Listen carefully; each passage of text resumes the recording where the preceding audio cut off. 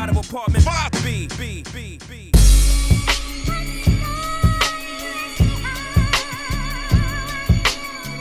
You're now tuned into the Apartment 5B podcast, where we chop it up about hip-hop, R&B, sports, love and life. Hosted by Kill.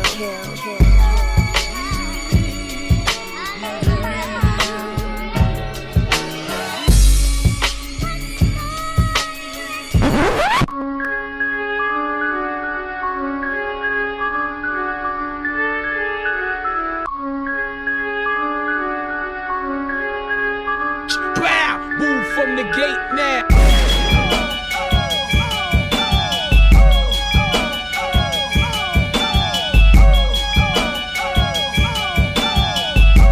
What's good? You are tuned into Apartment 5B podcast hosted by your man Cal. I got my squad with me as always, my brother Veg from BK. What's going on, bro?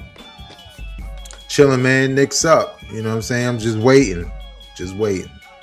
Yo, bro, if y'all win the chip in game 4 in New York, it's going to be a beautiful thing, man. Yeah. That's going to be crazy. AG, speaking of the Knicks, with the mellow joint on. What's going on, bro? Peace. Chilling, bro. Proud to be here, man. All right. No doubt my brother Spence from Philly. What's good, bro? I'm all good, man. Had a nice weekend at the Roots picnic. Yeah, so pretty good.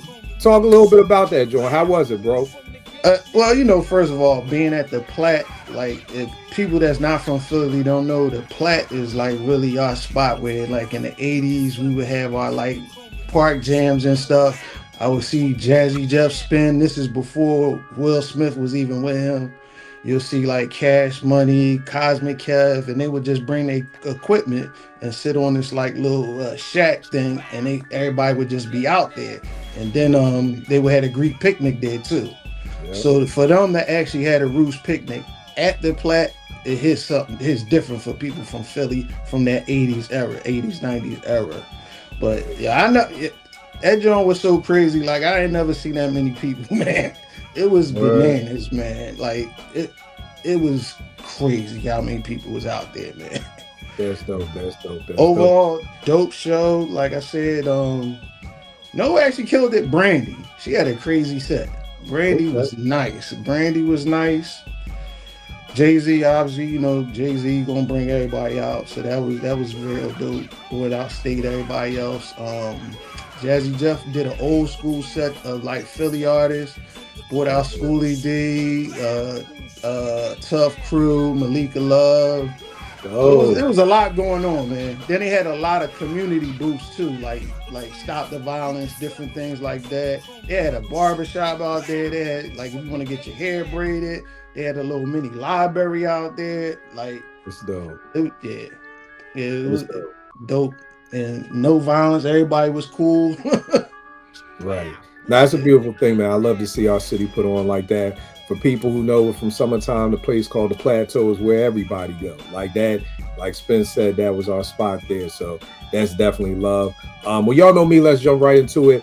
Earlier this week, I had posted this joint. You know, it's my Music Monday, Kool G Rap and Polo's debut album, Road to the Riches. We're going to talk about this a little bit later, just how y'all feel about this joint. Is this G Rap's dopest album?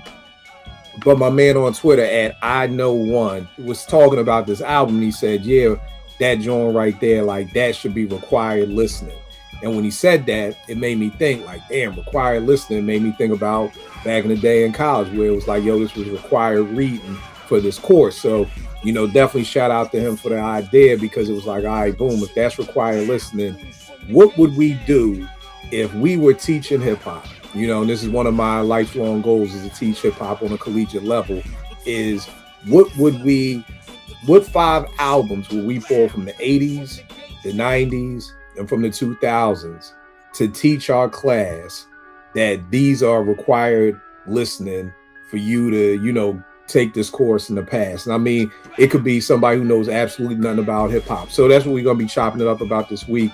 What are 5 albums from the 80s, 90s, and 2000s that will be required listening if you was teaching a hip hop class at a university? I'm gonna set us off with the 80s. I'm going straight with Run DMC's debut, 1984, Run DMC. To me, the thing that's so incredible about this album is, to me, this was in my opinion, the bridge from the old school to the new school. You know what I mean? It kind of was like, okay, you've got the Funky 4 plus one more, the Treacherous 3, the Grandmaster Flash and the Furious 5. You've got those groups. And then next up was Run DMC. And to me, they were who took MC into the next level. You know, not to mention this dropped in 84. I'm 10, the year that I fell in love with hip hop. So this album means something special to me. Not to mention, just from a historic perspective, that Rock Box was the first rap video to get played in rotation on not Yo MTV Raps, on MTV. Again, I'm not sure if it was the first rap video played, but it was the first to actually get put in the rotation. And again, it's the introduction of Run DMC, which really was on Curtis Blow's 8 Million Stories. They were on that joint. And for people who may not know, Run was actually the DJ for Curtis Blow. Like, Run's original name was the son of Curtis Blow. So it kind of was like, again, this is like the passing the torch.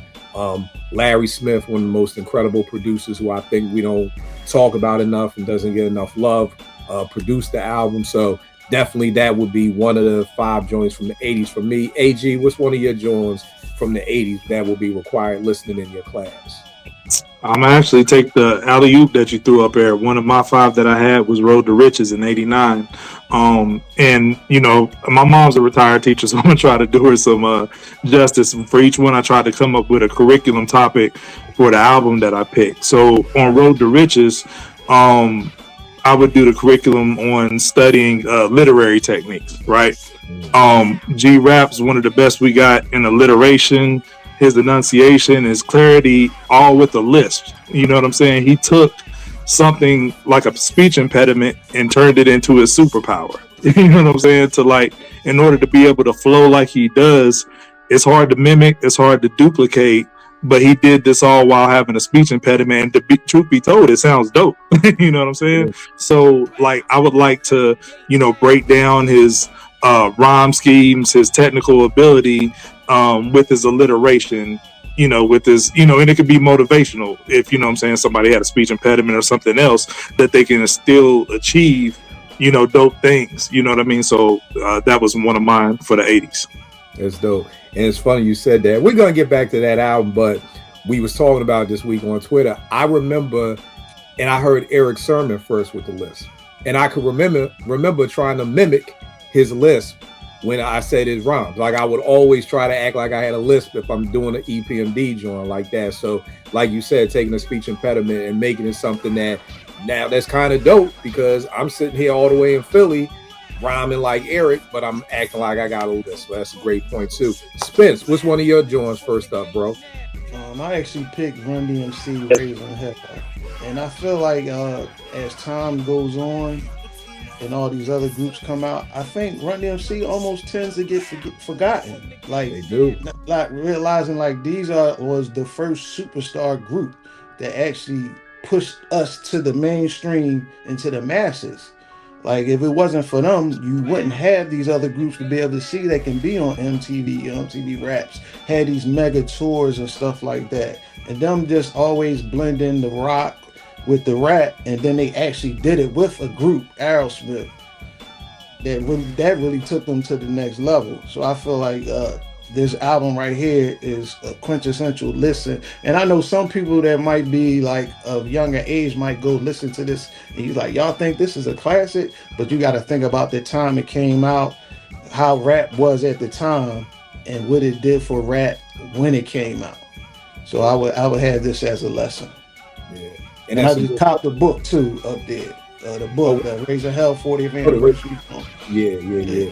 I think the other thing too, like you said, fam, when we send people back, I always send them back before. So if I want you to listen to Run DMC, I'm sending you to the Furious 5 and the Treacherous 3 first. So then when you listen, you could be like, oh, because if we send if a boy just got finished listening to Ransom's new album and we send them back to Run DMC, it's going to sound like Hat in the Hat rhyme. So I got to send you back before that. So then you can see like, okay, they jump. And another thing about Raising Hell, bro, Peter Piper, it wasn't the first. Lottie Dottie to me was like one of the first songs I remember there being some curse words. Peter Piper was one of those first that had a couple of curse words in it. You know what I mean? Yeah. And Yeah, like, and again at that time, like it was kind of like, oh shit, and then again, I mean, just the Park Jams. I mean, with Peter Piper alone and that, Bob James break, and I mean, my Adidas. There's so much on that album that's so huge. So that's definitely a dope. Yeah, even for them to get sponsorships, getting sneaker deals, signed with Adidas, like it spawned so many things from this album. Like, yeah, because for people watching at that time, the only people who had sneaker deals were athletes. It's unheard of to give in 1986, 87 to give rappers a shoe deal like that was unheard of. That's like, that's either you lose your job or you the man now at Adidas. Like it's one or the other. Like, so yeah, that's definitely a dope pull. Veg, who you got for one of your first joints? 1988, Public Enemy, Takes a Nation of Millions to Hold Us Back. Yes, sir. One of the reasons why, or the main reason why I would had this as required listening is because it's one of the best examples of how to make a complete album. You know what I'm saying? That you can press play. You're not. We can use today as a reference. But you're not like feature chasing, like who's on there. How many different producers. It's not about things that are important in albums, but it's not about one thing or another, right? It's not like it's just beats and bars. There's a lot of concepts. There's a lot of consciousness in it. There's a lot of bangers in it, and for the time, it still sounds really good. And I'm talking musically, like the quality of the music. And just the variety of what they offered as a group, not only in subject matter, but also just the songs, right? Some stuff was playful, other things were playful and serious at the same time. Obviously, you would have to also watch the videos because that brings a lot of the songs to life as well.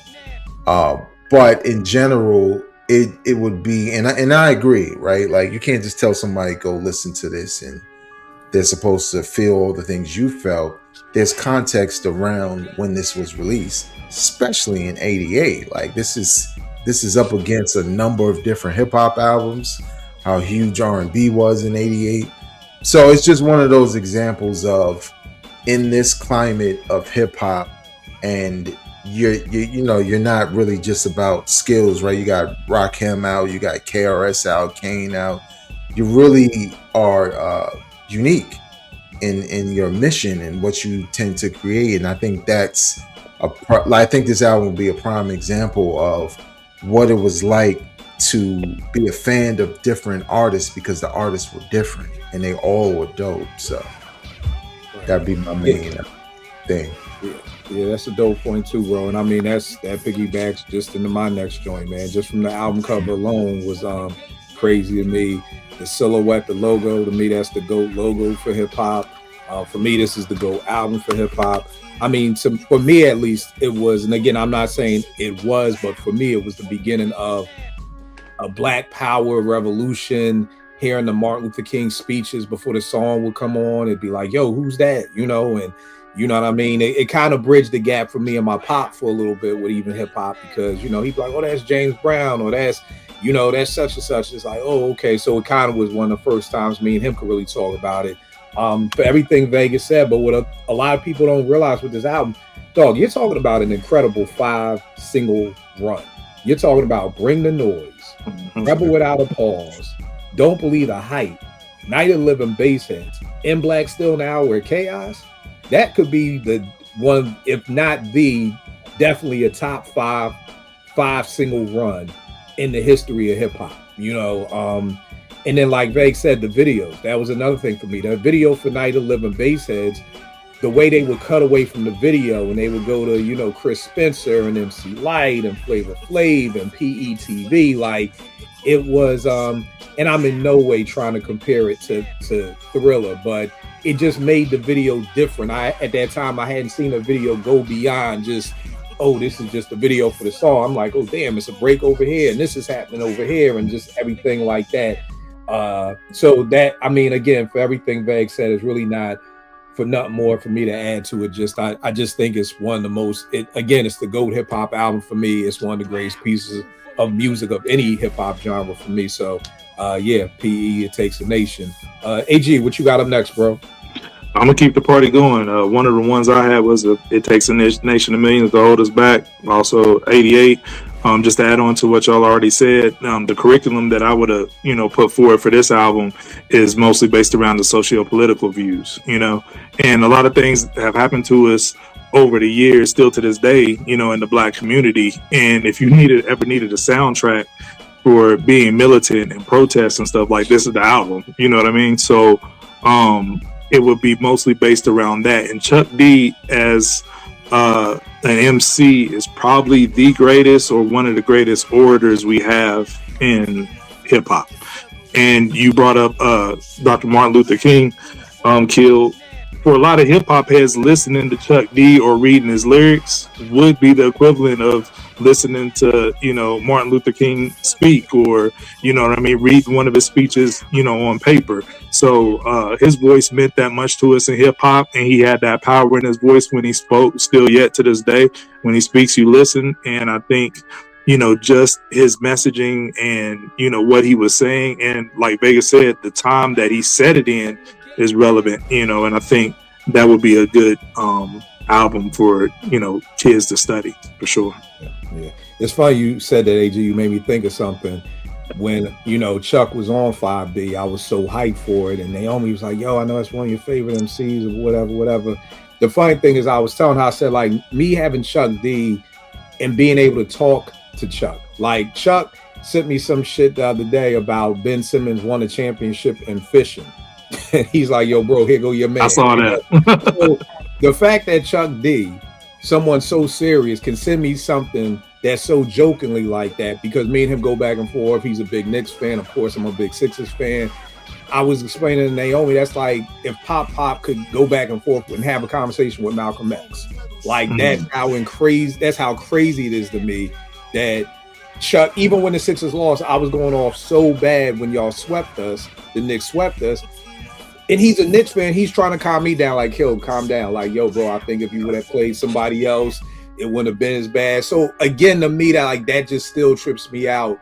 That, like, if Malcolm X would be hitting my pop-up, like, yo, don't even stress about the Knicks game, bro. It ain't that deep. Like, that's amazing to me. But that was, like you said, Chuck D was on Malcolm X. He was on Martin King. So great point on that. Spence, what you got up next, bro? I had them too, you know what I mean? And you think about the sound that the Bomb Squad created for them. That the sound alone, like, you could not escape hearing any of those songs walking down the street, or you in somebody else's car. Just the way it sounds, I think they kind of created a whole nother thing where you just was like, you just couldn't, like, get away from it, because you had to hear it again and again. Even when you used to look at the album cover, like the way the album cover looked, like they just had you in awe with everything. And then I think even Chuck D, actually being an older guy too, I think plays a part too. Him born in the 60s, I believe. So he's been through, like, the whole thing with the civil rights and stuff like that, seeing certain stuff going on as a child and stuff. So I think him actually having that voice for it to spark young people to actually, feel empowered and believe in themselves more too. Him actually being an educator, going to college, I think all that played a part in the music, and and we was willing to listen. Yeah. And the Bomb Squad, great point. I don't know how I forgot about the Bomb Squad. I mean, just that production was just crazy. It was like chaotic. It's like organized confusion. Like, that's almost the best way to explain it, because I mean, the horns were coming. I mean, I'm sure it was this way everywhere, but Spence, I know in '87, bro, any car that drove by in Philly was playing Rebel Without a Pause. And I remember us sitting around like, yo, is that a tea kettle? Like, what is that noise? Like, we didn't even know. And then you come back with Don't Believe the Hype, and it's slow, but then you speed it up with Night of Living Bass Heads, and then you come back with this crazy maniacal piano sample with Black Still in the Hour and Chaos, and the video they in jail, and EPMD's in jail, and Cool Kids. Like, everything that they just did was just amazing. You know what I mean? So definitely dope pull to talk about the Bomb Squad. Vay, what you got up next, bro? Now, I didn't do 5 for like each era. Okay. All right. I just have a 5. Oh, okay, I have okay. 5 All albums. right, cool. Then I'll go back with my next one. Next up was this joint right here, Houdini. You know, I don't think these brothers get enough props. You know, definitely R.I.P. To Ecstasy. But I mean, the funny thing about this album is that, you know, it was like certified party anthems. Like the Freaks Come Out at Night and 5 Minutes of Funk and 19. And for people watching, this is 84. You put that on at any block party, at any concert, anywhere you were, those 2 songs were going to shut it down. And then you still had bangers when you talk about Friends and Big Mouth. You know, when them drums come in with Friends back in the day, it was crazy. Big Mouth was crazy. Even the title track, Escape was crazy. And it made me think, like, I don't know if they were the original, but they really remind me a lot of Naughty by Nature, because Naughty could give you those party bangers and those radio songs, but they never felt like they was crossover. Like, I never felt like 5 Minutes of Funk or the Freaks Come Out at Night was like some do the Pee Wee Herman or something corny like that. They were just legitimately dope songs. And again, you know, I get it, you know, 2 MCs, 1 DJ, you're in the same stratosphere as Run DMC. So I understand why their name isn't like that, because you're almost in competition with Run DMC and it's hard to overshadow them. But I really think that album in particular really gets overshadowed. So definitely had Houdini with that. AG, what you got up next, bro? 88, they got The Great Adventures of Slick Rick for the art of storytelling. Specifically, that would be what the curriculum would be based around. My favorite storytellers are Nas and Big, but, you know, Slick Rick, he's the OG, you know what I mean? That brought storytelling to the forefront, where the whole album was storytelling. And, you know, Kill, you know, you're an avid reader, right? So it's like when you're writing short stories, you got to have, you know, an introduction or a term paper or whatever, introduction, a body, and then, you know, the closing, beginning, middle, end. If you're writing a film, you got to have first act, second act, third act. All of Rick's stories completed that. You know what I mean? He told complete stories throughout the album. He has characters that you could visually see. You understand their motivations. It could be comedic. It could be like a lesson to be learned, you know, in your life within the bars and in the songs. So it would just basically, the curriculum would be based around writing short stories and how to construct that properly by listening to his music, you know. So definitely required listening for Rick. That's dope, man. I love how you put that too. And Vegas, since you only got 5 across the board, if you ever want to chime in and talk about any of these other joints we name, it, please just jump right in. Yeah, I got that up, so I'm gonna get to Rick on that on my own, but that's a great point. Spence, what you got up next, bro? I got Eric B and Rakim, Paid in Full. And I picked that because of basically lyricism, how you jump from Run DMC, and then when you hear Rakim, you obviously you hear a tremendous difference. Yep. And from Rakim actually taking like maybe a Kumo D, a Kaz, where they might do a couple bars, break a word up, where Rakim might break it up and keep on going and stretch it out. Even, you know, bringing his faith into it. Like, he did these different things that we never heard before, and then on a consistent basis. Even still within that album, giving you party jams too, and lyricism in that too at the same time. So he kind of changed the whole game, because, you know, there's always a saying of before Rakim and after Rakim. There you go. So, you know, you definitely got to listen to this to hear your future MCs down the line. Yeah, bro. You gonna say something back? No, I was just agreeing. Yeah, and that's what I had up next to Eric B and Rakim. I was saying the funniest thing about this album is that, like, you know, and I think we're all the same age around, but it's like I remember hearing My Melody and Eric B as president, and at that time it wasn't any videos. You know what I mean? So when I brought the album, I thought Eric B was Rakim, because I just saw his cornrows. I was like, oh, that, you know, that probably looked like a Rakim type nigga. So it was funny because people nowadays, you know, everything is visual now. You know, so even when like you go back in the days and you hear like our parents talk about, oh yeah, like we didn't know Tina Marie was white. We ain't know Hall & Oates was white. You know what I mean? And it's like because everything was just through the radio. You just heard stuff and they sounded black, so you assume they was black. So I mean, Spence, you hit it on so many things with this album. I mean, one, the lyricism and everything like that, like you said, from the cast to Run, now Run to this. And again, another amazing single run, man. Like the first time I heard My Melody, it was just like, it was mind blowing. Like song's like 6 minutes long. I want to say he may have like 6 verses. You know what I mean? So many quotables. Like really one of the first times I remember rewinding it back. Like, you know, and again, this is what I mean about the youth. If you do that, you take 7 MCs and put them in a line and add 7 more, that wouldn't be as impressive to these young boys. You know what I mean? They be like, oh, that nigga ain't really do nothing. He added up. But I mean, like at that time, we was like, oh shit, this nigga is crazy. So I'm like, it can't get no better than My Melody. Then I hear Eric B as president. And I'm like, yo, this is fucking crazy.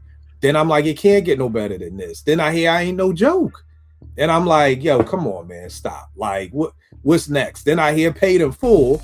And I'm like, yo, this nigga has one of the greatest songs with one verse. This nigga just has one verse and Eric B talking at the end of the song. Then you come in with I Know You Got Soul.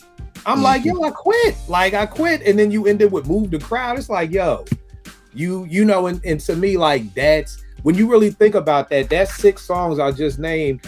And if we take off Chinese Arithmetic and the extended beat, there's only 8 songs on this album.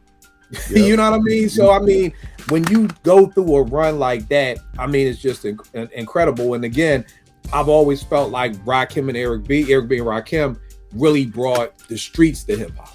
You know what I mean? Because again, on the back of the album cover, you can see the Paid in Full posse.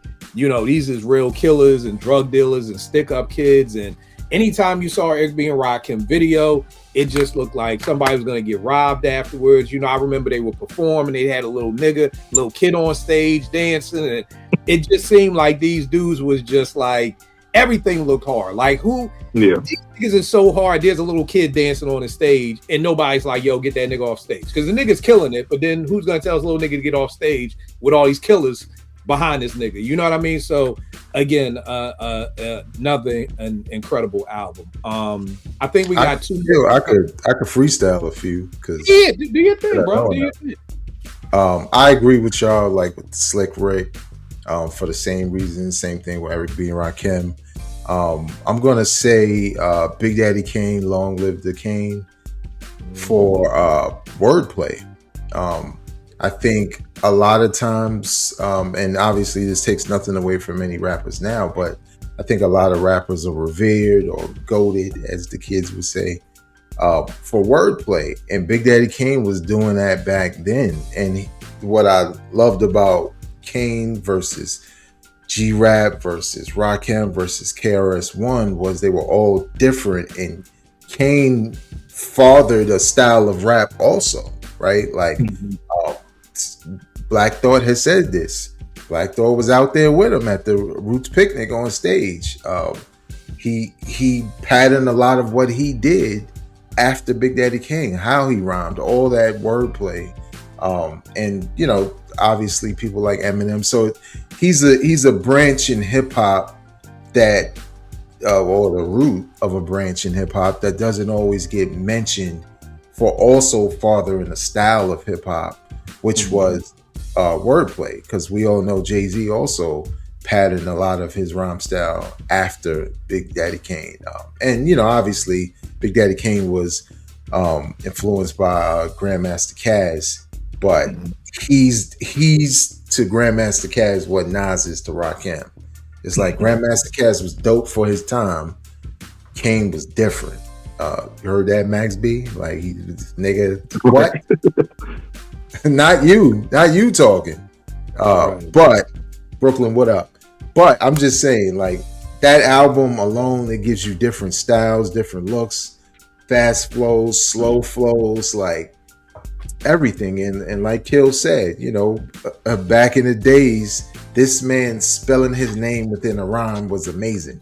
Like, you wanted to learn how to do that shit. And it wasn't easy at first. You know what I'm saying? Oh. And now something like that is probably commonplace, but that first album definitely it's a little underappreciated, but it's embedded within most MCs' flows and wordplay today. So. Yeah, I mean, you talk about that. I can't tell you, Vague, how many times we were on my steps in Philly, and it's like the BIGDADDYKNE. Like, we talking hours trying to get that shit straight. You know what I mean? And this dude to do it, and I mean, the album cover, I love Kane. He always had some shorties with him. Like, that was the other thing too. Boom, ladies man off rip. You know what I mean? Raw, the first time hearing Raw again, it's like, wow, this is crazy. And I heard Set It Off with that beat. And Vague, when you talk about not just the wordplay, but the tempos, Kane was rhyming at 118 beats per minute. You know what I mean? Like and dancing. And dancing. You know what I mean? So, yeah, which is incredible. So very dope shout out for this. AG, what you got up next, bro? I'm gonna just piggyback off of what you did with Paid in Full. So that was one of the ones I had, 87. For me, I think I'm the youngest one here. I'm 45, but I always look at Paid in Full as like the Old Testament for the changing of the guard and the MC, and the Illmatic as the New Testament. But Paid in Full, I can remember, prior to Paid in Full coming out, listening to Run DMC, Kool Moe Dee, and then, even LL Cool J, and then finally hearing Paid in Full and being able to recognize at a super young age, like, yo, this guy's different. Like, this this is not like anything else I'm listening to. And then my older cousins used to go crazy listening to Rakim. But definitely a changing of the guard with the lyricism, and he planted the flag in the sand like this is the standard now. He was the bar that everybody had to kind of match up to at that point. And y'all correct me if I'm wrong, because like I said, I was younger than y'all, but for me, looking back on it, knowing the elements of hip hop. So if I was doing this curriculum, I would talk about all the elements, the graph, the DJ, the MC, and a lot of people don't know, prior to this, DJs got the top billing on everything because the MCs would mostly just hype up their DJ. And even, during this era when albums are releasing, you got Eric B. and Rakim, you got, Kool G Rap, DJ Polo, you got DJ Jazzy Jeff and the Fresh Prince. It's still kind of like a DJ's world at this point. But for me, looking back on it, I could be wrong, y'all correct me, I think that Paid in Full kind of started people to look at the MC like, okay, the MC needs to get top billing now. Beyond the DJ, because these MCs are really at a high level with their lyricism, so they need to be in the forefront of everything. Like, is that accurate to say? To me, to be honest with you, bro, I don't know, because I don't even think at that point in time, if this is 88, that means I'm 14. I'm not even thinking about like the marketing of hip hop, like right, who gets top billing and things like that. I just thought Jazzy Jeff and the Fresh Prince. Like, at that time, the innocence wasn't like, well, why did DJ name come first and the rapper? So I don't, it may have later on, because you're 100% right. It was Grandmaster Flash and the Furious Five, because people came to the park jams to hear what the DJ was playing. So the DJ was top billing and the MC was just kind of like, there to keep the crowd hyped up. But you could very well be right about that. But I just know for myself, I wasn't thinking, why did DJ name come first? But Vague and Spence may have a different take. Vague, what you got? I think it was more than just Rakim. I think it was a generation of new rappers, Rakim being one, and like I mentioned before, like Kane and KRS-One, where they kind of stood out more so than their DJ, to be honest, right? Like, whether their DJ was dope or not. I think it was just like, like a movement, like you getting these new guys and they're so dope. They're kind of forcing everybody to zero in on the MC just by their skill and performance. And you just didn't, I don't think we noticed that the DJ was kind of falling by the wayside, because I never thought about it like that, right? Like with EPMD, when they had DJ Scratch, that was like bonus, like, oh shit, they got the ill DJ. It was almost like they were all equals You know what I mean? Right. Um, Right. but It's funny yeah, you said that, Big. I just thought about as a bonus. I used to love Batman growing up. I get so hyped as hell when it'd be a Batgirl episode when she was swooping. Right, like, right. Yeah, Batgirl. You know what I mean? Like, oh, it's Scratch. Like, this nigga much better than what was their first DJ name? Kayla Boss. Kayla Boss. Yeah, I mean, no disrespect, Kayla Boss, for scratching on, you got to chill, but Scratch took it to a whole nother level with. I was listening to Gold Digger the other day, like, God damn, this song was hard, but Scratch, like, come on, man. Yeah. Like, it's a whole nother joint. Spence, what about you? Were you thinking about like top billing who had the name and things like that? I wasn't even thinking about that at all, man. Be honest, man. You was hearing those records and you was just hearing the MCs progress and get better and better, and I think we just got so enamored with that I don't know, we wasn't even thinking about that. But we always knew the DJ's going to have their part on the record, though. They're going to have a record for them. So, and then where Jazzy Jeff album, he's the DJ, I'm the rapper, he had a whole other side just for him. So I don't think I really was thinking about that at the time. And I think at the time, hip hop was so small and every day was something new too. So I think we were more fascinated on what's going to happen today, what's going to happen next week. That I think we wasn't even really thinking about that. Right. I guess what I was kind of getting at was the level of lyricism and the subject matter that Rakim was covering. Because even LL would, in the song, like talk about Cut Creator a lot. You know what I mean? Just stuff like that. But it's like Rakim was covering so much and it was so vast. It was almost like, I'm not just here to talk about my DJ and how dope my DJ is. You know what I mean? I'm gonna like hit you over the head with a lot of lyrics and a lot of subject matter.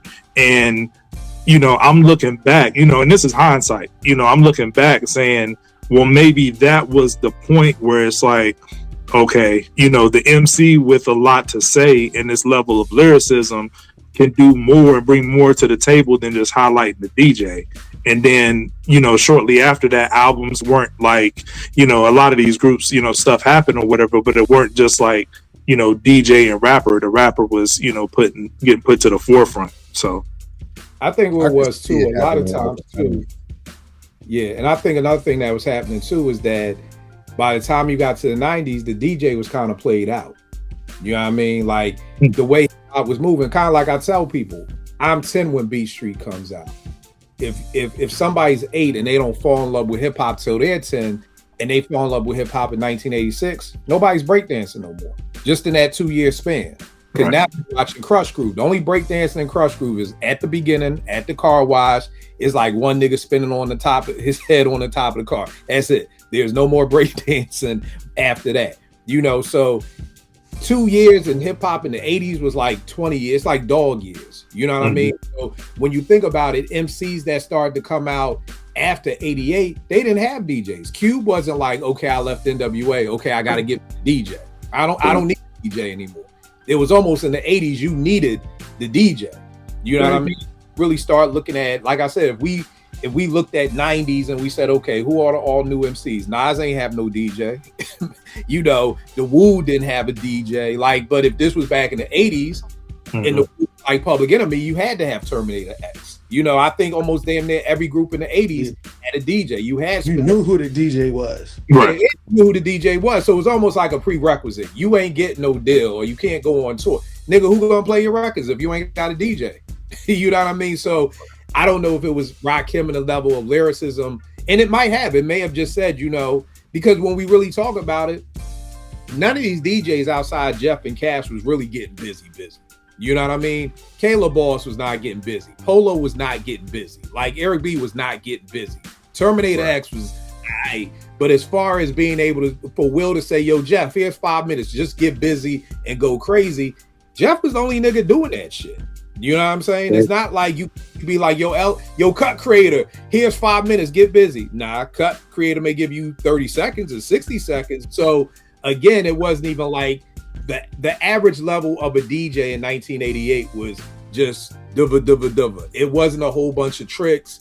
That was really a Philly, Jeff and Cash, Tap Money, Spin Bag, all those type things like that. By that time, the average the DJs just there to really just spin the record, you know. So I think at the time people are seeing, oh, I don't really need a DJ no more. You know what I mean? Which is why you start seeing these people now no longer have DJs. You know what I mean? So, and I think too, the DJs a lot of time was the plug. Eric B was the plug to bring in Rakim or Freddie Fox, if he would have been there at the time, to Marley's house. Jeff was the plug for getting Will on. Will is trying to get down with Jeff. So at a certain time and point, as an MC, you had to find a DJ to get down with. Now in 88, 89, I don't need to find a DJ to get down with. I could get a producer. I need to find a producer to get down with. You know what I mean? Then I'm off to the races. You know what I mean? So I think that kind of played a part in it too. And the last one I got, one last gonna say that? Yeah, one last point. Also, like, the DJ's importance may have faded on the albums, but the DJ was very important in the 90s in the club, on the radio. So it's just that they kind of move positions from being the person who gets the party started and the rapper really only said a little bit to kind of compliment the DJ to the DJ complimenting the rapper. So it's kind of like they switch roles. And also, fun fact, Nas was supposed to have a DJ. His name is Ill Will, but we know what happened. I don't know what that would have sounded like, to be honest, because the more I think about it, I'm like, yeah, we didn't need you. Okay, dog, we just still be in the Bravehearts or something like that. Right. But yeah, I remember learning that early on, but it made sense back then, right? Every rapper had a DJ, so there you go. Yeah. And the last one I got up, like AG said, Slick Rick, again, the storytelling, everything on here. I mean, I remember hearing this and it's just like, yo, off the rip, you put this in as a 10, 12, 13-year-old and you hear treat them like a prostitute. Like, bro, like, yeah, it just hit different. You know what I mean? The Rule is back, children's story, of course. I mean, but for me, it's The Moment I Feared. You know, The Moment I Feared to me is a top 5 storytelling song ever. I know I'm probably in the minority of that, but AG, when I think about what you was talking about, that may be one of the, if not the first songs, it was one of the first songs that I could literally visualize everything that he's talking about. I can visualize him getting off work and going to the Latin Quarters and getting jumped and sitting on the park. Like, that was the first time I could remember, like, yo, I literally can vividly see what he's explaining to me. Like, this is some next level storytelling. I mean, Slick being from the UK, the accent, everything like that. And then even the whole situation behind him getting locked up, you know, was crazy too, you know, because this would be part of the lesson of, is this the first album when art starts to imitate life? You know what I mean? You're hearing children's story and then it's actually really in some way or form happened to him in real life, you know, because as far as I know, Rick is the first MC of a high level who did get locked up. You know, when we look back on shows of 5B and, you know, Spence, as much as I hate to say it, damn near the top 5 rappers whose careers have been fucked up by getting locked up could all be Philly rappers. There's something about us Philly niggas. Like, we just love fucking up the bag by getting locked up. And Rick may have been the first example of that. So that was another reason why I would definitely have this as one required readings for that. All right, let's go into the 90s. And 2, I want to shout out my. You got another one? My bad. Yeah, I didn't. I get you real quick. Just I want people to realize watching this. This is hard. Trying to get 5 albums from 10 years, and 2 of the 80s is my golden era. For a lot of people, it's the 90s. To get 5 albums out, I salute y'all for doing this. So. But yeah, I'm sorry, AG. What's your last one for the 80s? You good, bro? The last one I had was 88, straight out of Compton. The curriculum that I would try to base that around is when you go to college, you're like coming out of your bubble. You know what I'm saying? So like a lot of people come into college with their own little, yeah, that's what's up. People have their own little narrow worldview. You know what I'm saying? Like when I went to college, one of my best friends at the time, he was from Compton. One, you know, he lived on my floor in the dorms and had another cat from the Bay. And he told me, you know, he was like, yo, it's spring break, why don't you come back to Compton with me? I was like, nah, bro, I'm good. Like, you know what I'm saying? I hear what goes on in Compton. I'm straight. But nah, like Ice Cube, like to me, he was the first ever true ghetto reporter. You know what I mean? Like I mean, Ice Cube going to tell you what CNN wasn't telling you. You feel me? So, like, if you had like a narrow worldview, Ice Cube was going to give it to you raw. Like, he was telling you what was going on with the gangs and, you know what I'm saying, the violence and all that in LA.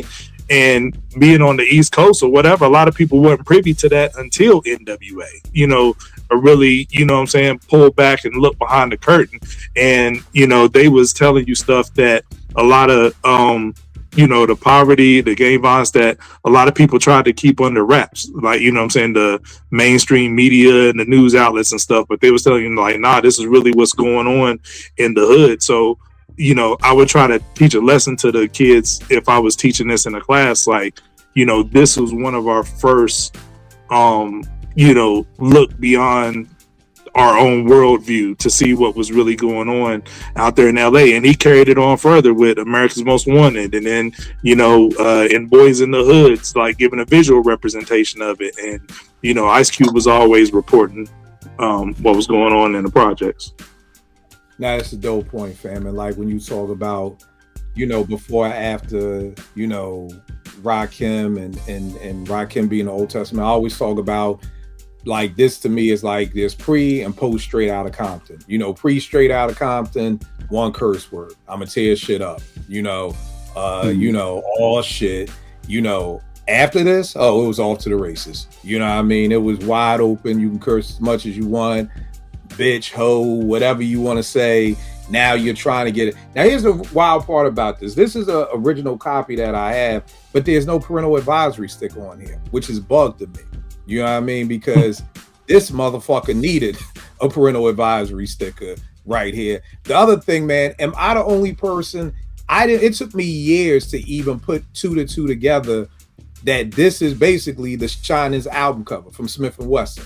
Like, I never really peeped that they're looking down the same way you would have this joint right here, which is a rare 45 of the original Smith & Wesson album cover before they added the eye, which then goes back to the Roy Ayers He's Coming joint right there. But did anybody else not peep that? Like, or did y'all peep it too? Didn't Onyx do it before Smith & Wesson? Onyx, yeah. Okay. Yeah. But it was close. It was closer though, wasn't it? Yeah, and theirs was kind of different, but right. It was a style. I just looked at it as a style, and that was before I knew about the Roy Ayers joint. Right. Yeah, that's true. That's true. Spence, were you done with the '80s, or you had anything left? I pretty much had the same thing. AG, NWA, and Slick Rick. All right. Yeah, so no doubt. All right, we're gonna jump to the '90s. It's gonna be I'm sure it's gonna be hard. I'm gonna start with Life After Death, 1996. You know what I mean? To me, it's the blueprint of radio to the streets, to the club, then back to the streets. Like, it was something on there for everybody. To me, this is peak big. Like, you know, if you say, like, we did a show like we called it 97 Hove, like the Benny song, where it's like, where's your favorite artist? What year was their peak? To me, 96 Big was peak big. To me, 97. Oh yeah, I'm bugging. I'm sorry, 97 Big. 97. For me, this is what I think is the best hip hop double album. I'm sure a lot of people disagree. Some people have Pac, some people have other things, but for me, this is that.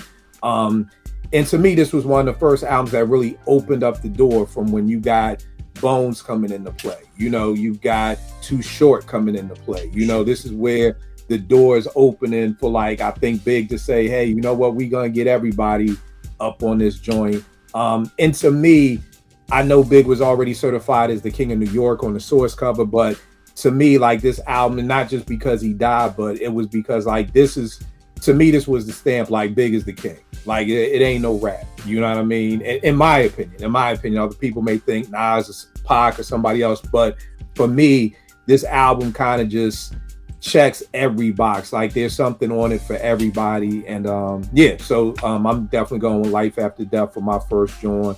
AG, what you got up for your first 90s joint? I'm gonna go with 36 Chambers in 93. And what I wanted to try to base the curriculum around for this album was a couple different things. Like, you know, in college you might come across people of other cultures, so you want to try to embrace other cultures. And the thing about 36 Chambers, they fully embrace the Asian culture with the martial arts. Like, when you first put the album on, you like, what in the world is this? What am I listening to? But then you're fully enthralled in it. You know what I'm saying? You loving the martial arts and kung fu skits, and they didn't just throw it on there for an aesthetic. They like really lived it and breathed it. You know what I'm saying? RZA, you know, really studied that, and you know, it made you want to go watch those films. So they really embraced that culture. I'd also try to base the curriculum around dealing with different personalities and, you know, different styles and personality management, because after college you might go on to become successful and have to manage a company or something like that, and you have to deal with a lot of different people, a lot of different personalities. So you could talk about in the class how RZA had to manage 9 different personalities and styles and make it come all together like a perfect symphony orchestra. You know what I mean? Because every instrument does something different. In the case of the Wu-Tang, every MC did something different, but it was perfect harmony on that album. So, you know, in life you're going to have to deal with different personalities at work, and you may have to manage those. So, you know, I will point to RZA on how to do that and how he did it damn near flawlessly. And little sidebar note, since we're talking about teaching, my English literature, my senior English literature project I did on A Better Tomorrow from Wu-Tang Forever. And we had to write a paper. When I wrote like a 5-page paper breaking down the lyrics, and we had to have a visual aid, played it for the class, and then, you know, you had to do a speech and was breaking down the lyrics to that song. And my teacher like loved it. She said that's the best English literature project she ever got. You know what I'm saying? So I had to do it on the Wu, but that's, you know, on Wu-Tang Forever. But I just wanted to throw that in there. So, you know, I was mixing hip hop in school in my senior year. All right, that's dope. That's dope. That's dope. Spence, what you got up first, bro? I got Dr. Dre, The Chronic. We'll look from NWAs from the 80s, and then you see Dr. Dre come into the 90s and give you a whole new sound, and then introduce a new MC that became a superstar. I know people look at Snoop now, but you take back and look at him on The Chronic, seeing a young brother coming up and giving a new style, and like I said, creating a whole sound, and actually just giving you the whole lifestyle of the LA. And I think that would come across too, as far as the sonics and how he EQs and does certain things, almost like a Quincy Jones, like in the studio, like the quality of how it comes out the speakers and stuff. So I think that would be me for The Chronic. That's dope. That's dope. That's dope. Vague, what you got up, bro? I'm gonna have to do a 2-parter because I had both those albums. On 36 Chambers, a lot of the same reasons. When it comes to the combining the kung fu stuff, I would probably approach that more so from a black culture thing extended, because I don't know how it was in other states, but in New York City in particular, kung fu flicks used to come on TV a lot. Like that's like Saturdays, sometimes Sundays. It was extremely popular. So when I heard that album, that was my first thought. Like, oh, that, you know, and that's like a community thought. They watch cool flicks like we do on Sunday, whatever. But also, production wise, don't be afraid to be dirty sometimes, because that's the main thing I loved about that album. It sounded like it wasn't supposed to be out. Like, I remember the first time I heard Cream in a barbershop, and it was the demo version, and all I heard was the beat, because I was going to get my hair cut, and I heard the beat, and I was like, I just kept thinking, like, what the fuck is that? And like, when is somebody going to rhyme? And then you heard some of the rhymes, but it was so grimy, I thought it was somebody's demo. And when the album came out, and like the album kind of feels like that throughout, because that's primarily how it was recorded. To have success, being unique, like AG said, with combining the Asian culture with hip hop culture with black culture, and then it's all like home cooking. You know what I'm saying? Like, you come into somebody's house, they say it's a restaurant, but like, hey, this is my fucking house, but the food is banging. It's like one of them. With Dr. Dre, a lot of the same reasons. One of the things I would point out is I thought NWA was dead in the water. Like, after I heard No Vaseline and then I heard they broke up, I didn't know what besides maybe Ren, I didn't know what the rest of them were gonna do. And I remember I didn't know Dr. Dre had The Chronic coming out. I discovered the album just being in a mom and pop record store, seeing the album cover and thinking it was a bootleg. And I remember when I bought it and listened to it, to Spencer's point, sound quality, inventing a new sound away from NWA to the G-Funk era, to that G-Funk sound, introducing and selling us on newer artists with different flows. He didn't go and get another Ice Cube or Eazy-E to make like a fake NWA. He just embraced the culture of the city that was happening right then and there and created a sound with the help of Warren G. We can't leave that out. But at the end of the day, man, it's kind of probably a lesson in resilience and reinventing yourself and perfection when it comes to sound quality and Dr. Dre. So,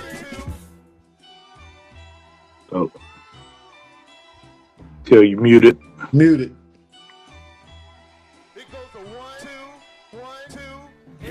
My bad. I was saying a great point that you made, Vay, was that he didn't go out to try to replace Eazy-E or Cube. You know what I mean? Like, I felt like that's what Puff was always trying to do, like with Big and them. You know what I mean? Like, it was like, there was a time, I mean, you already had the boy Shine signing like Big, which really hurt me because I didn't hear Shine's debut album for years because I was just like, I'm not with this fake shit. Like, I can't, you just replacing niggas. And then even for a while, he's trying to sign Rick Ross and Nicki Minaj to try to make them the new Biggie and Little Kim. And it's just like, so that's a great point, Vague, that was like, I'm just looking for something dope. You know what I mean? I'm not trying to replace what it was.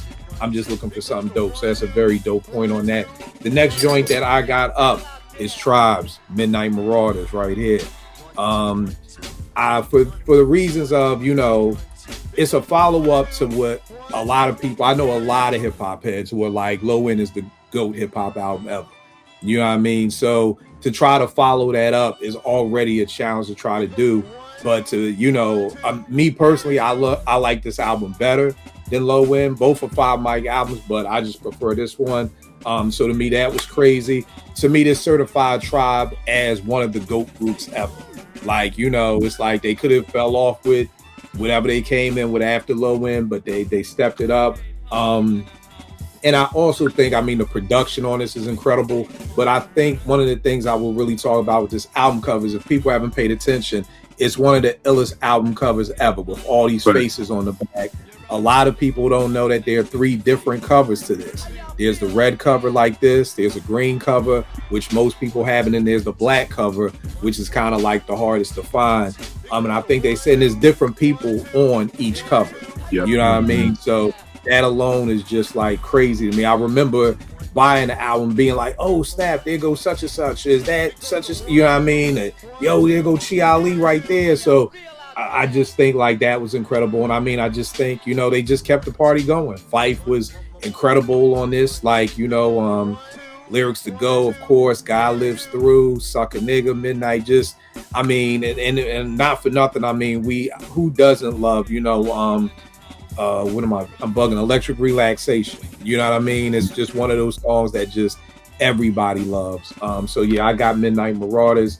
I'm gonna flip it around. Vague, what you got up next?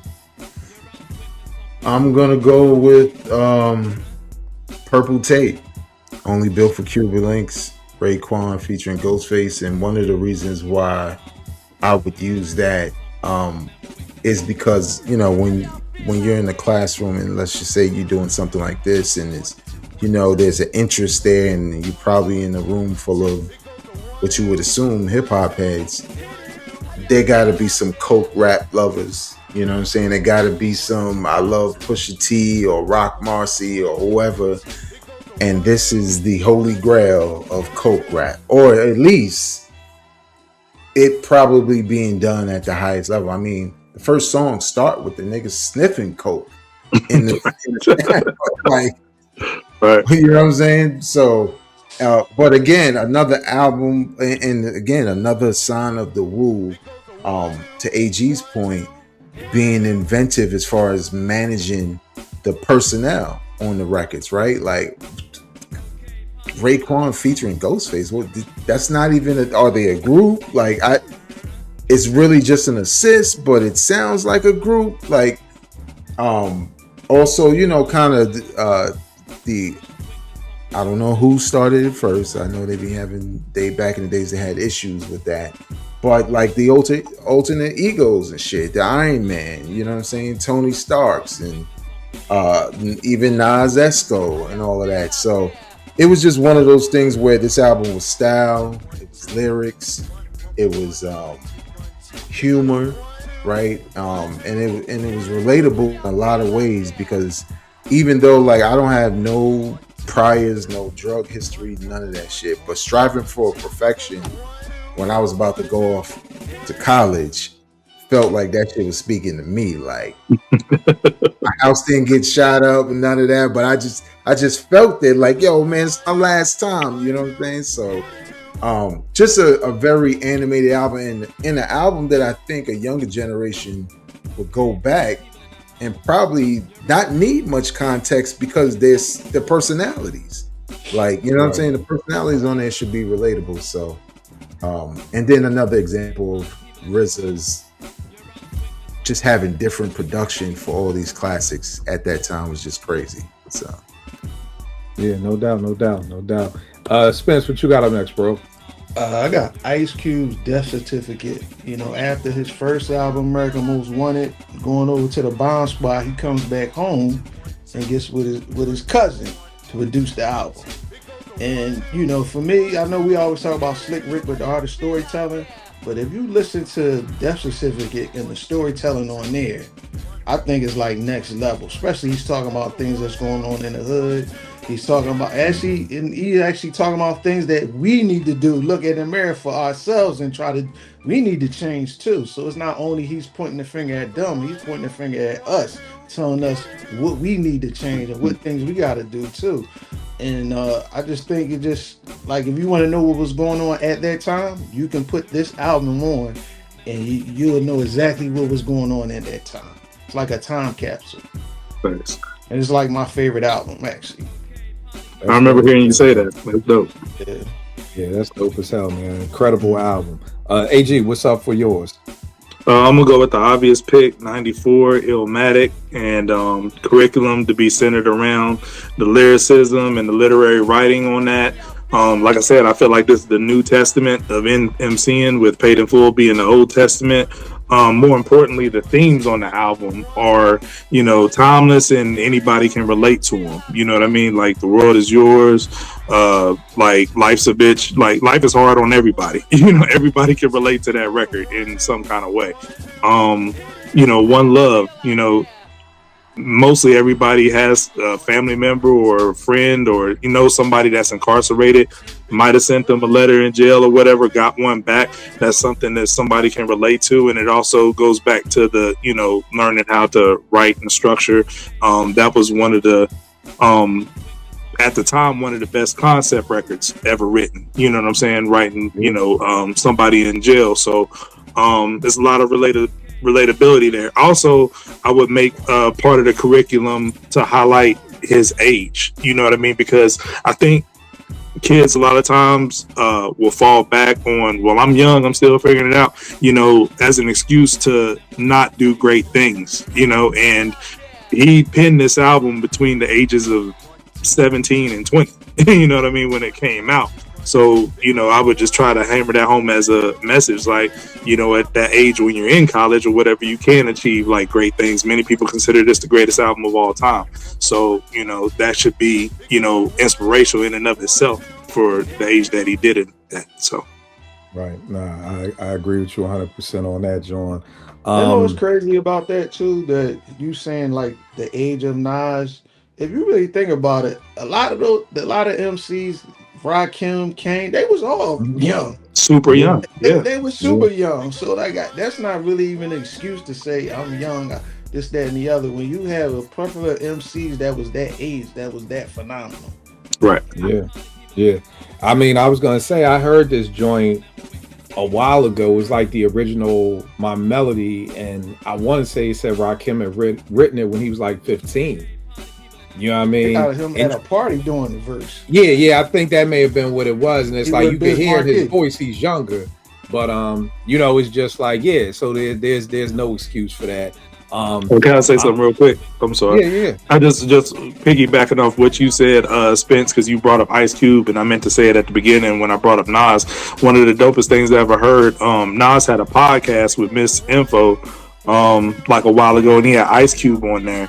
And you know, Nas was showing love to Ice Cube and talking about how dope a lyricist he was, and on that. And Ice Cube said, you know, we was writing in that time, but you came through and put it in cursive. And I thought that was like the highest like compliment, you know what I'm saying, you could get coming from Ice Cube. So I thought that was like fire. Yeah, that's dope as hell. The other three of mine got names, so I'm gonna just go through and kind of piggyback what y'all already said. Vega, like you said, one of my favorite pushes, bar to all my young niggas. I'm your ghost and your Ray. This is a purple tape, save up for rainy days. This joint right here, man, was just, you know, crazy to me when it came out. I mean, the run, you know what I mean, when I'm listening to, you know, Criminology, and this is when I'm up at 889, so we getting these 12 inches in the mail, and it's just like, yo, this Criminology shit crazy. Daytona 500, this shit crazy. Incarcerated Scarfaces, you know, and Ice Cream, like, bro, like, it gets no better than that as far as a single rollout. And again, it was just incredible. To me, this was like the again, I won't say it was the beginning, because I think G-Rap kind of gets the intro into mafioso rap, but to me, this was the next level of mafioso, you know, rap for me. To me, this is possibly RZA's greatest produced album, which there's so many different ways where you could go. I know people who think 36s, some people think Liquid Swords, but for me, this is like his dopest produced album, and just an incredible album. Again, I know Porsche, shout out to Porsche, my little sis, you know, this is her GOAT album, you know what I mean? So a lot of these albums we're naming are people's GOAT's albums. Spence, you talked about The Chronic, same thing, Snoop's Coming Out Party. To me, it's one of the greatest produced albums ever. To me, it's probably my favorite West Coast album, if not one of the greatest West Coast albums. I think this was Dre's real introduction to the world. And what I mean by that is, like, people in the world knew of NWA. I don't think the average C. Dolores Tucker or the average parent knew who Dr. Dre was. It was kind of like they just knew him as NWA, you know, whereas after this, it kind of was like, oh no, like Dr. Dre's name now holds weight, you know what I mean? So I think it was that.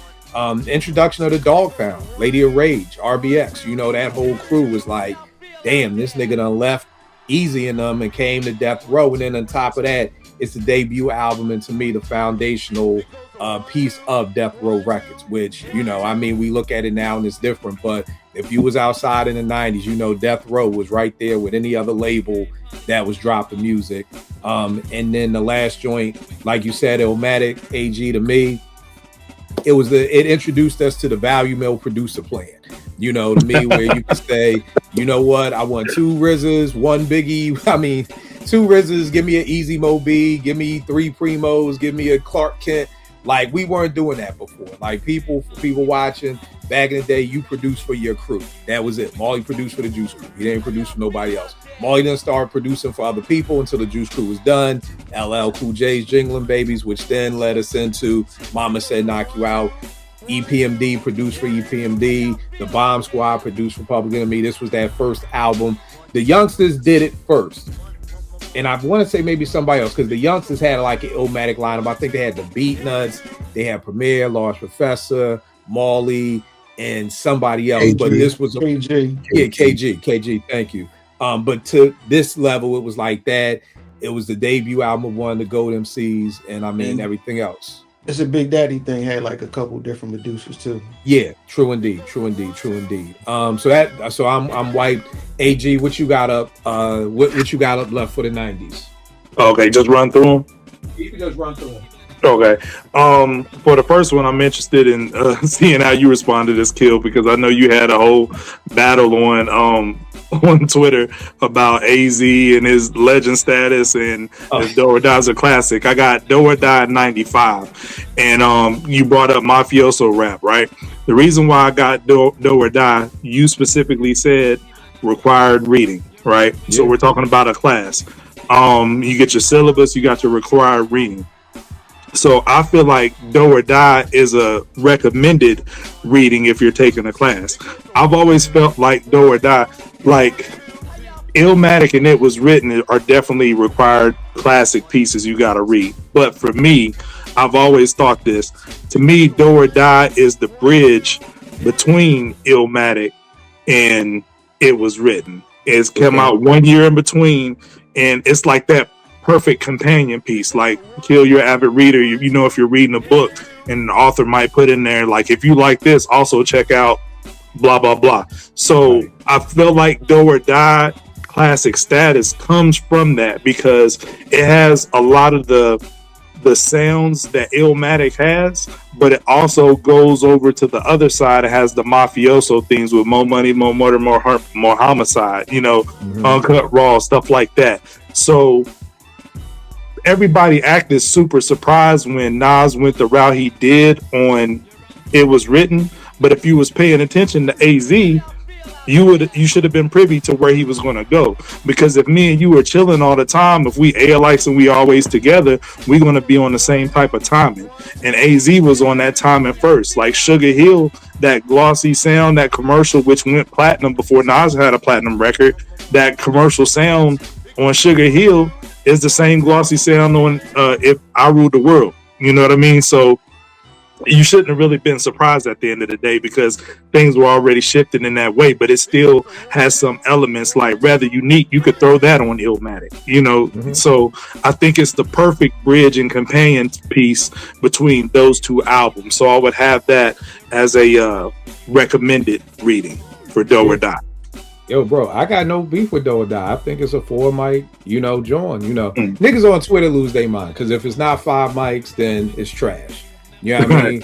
Whereas, like I said, if you got 4 mics and 94, 95, you ain't have no beef with the source. You wasn't getting your crew to go up there and fuck up no writer or nothing like that. You know what I mean? Only now in 2026, if you say something that's 4 mics, it's like, oh damn, you think it's trash? Like, nigga, it's a B. It's a fucking B, y'all. Can we fucking stop acting like getting a B? Like, I mean, think about that. If your kid brought home a B, are you fucking mad? You know what I mean? Like, is it A or F? Like, no, nigga, there's nothing wrong with a B.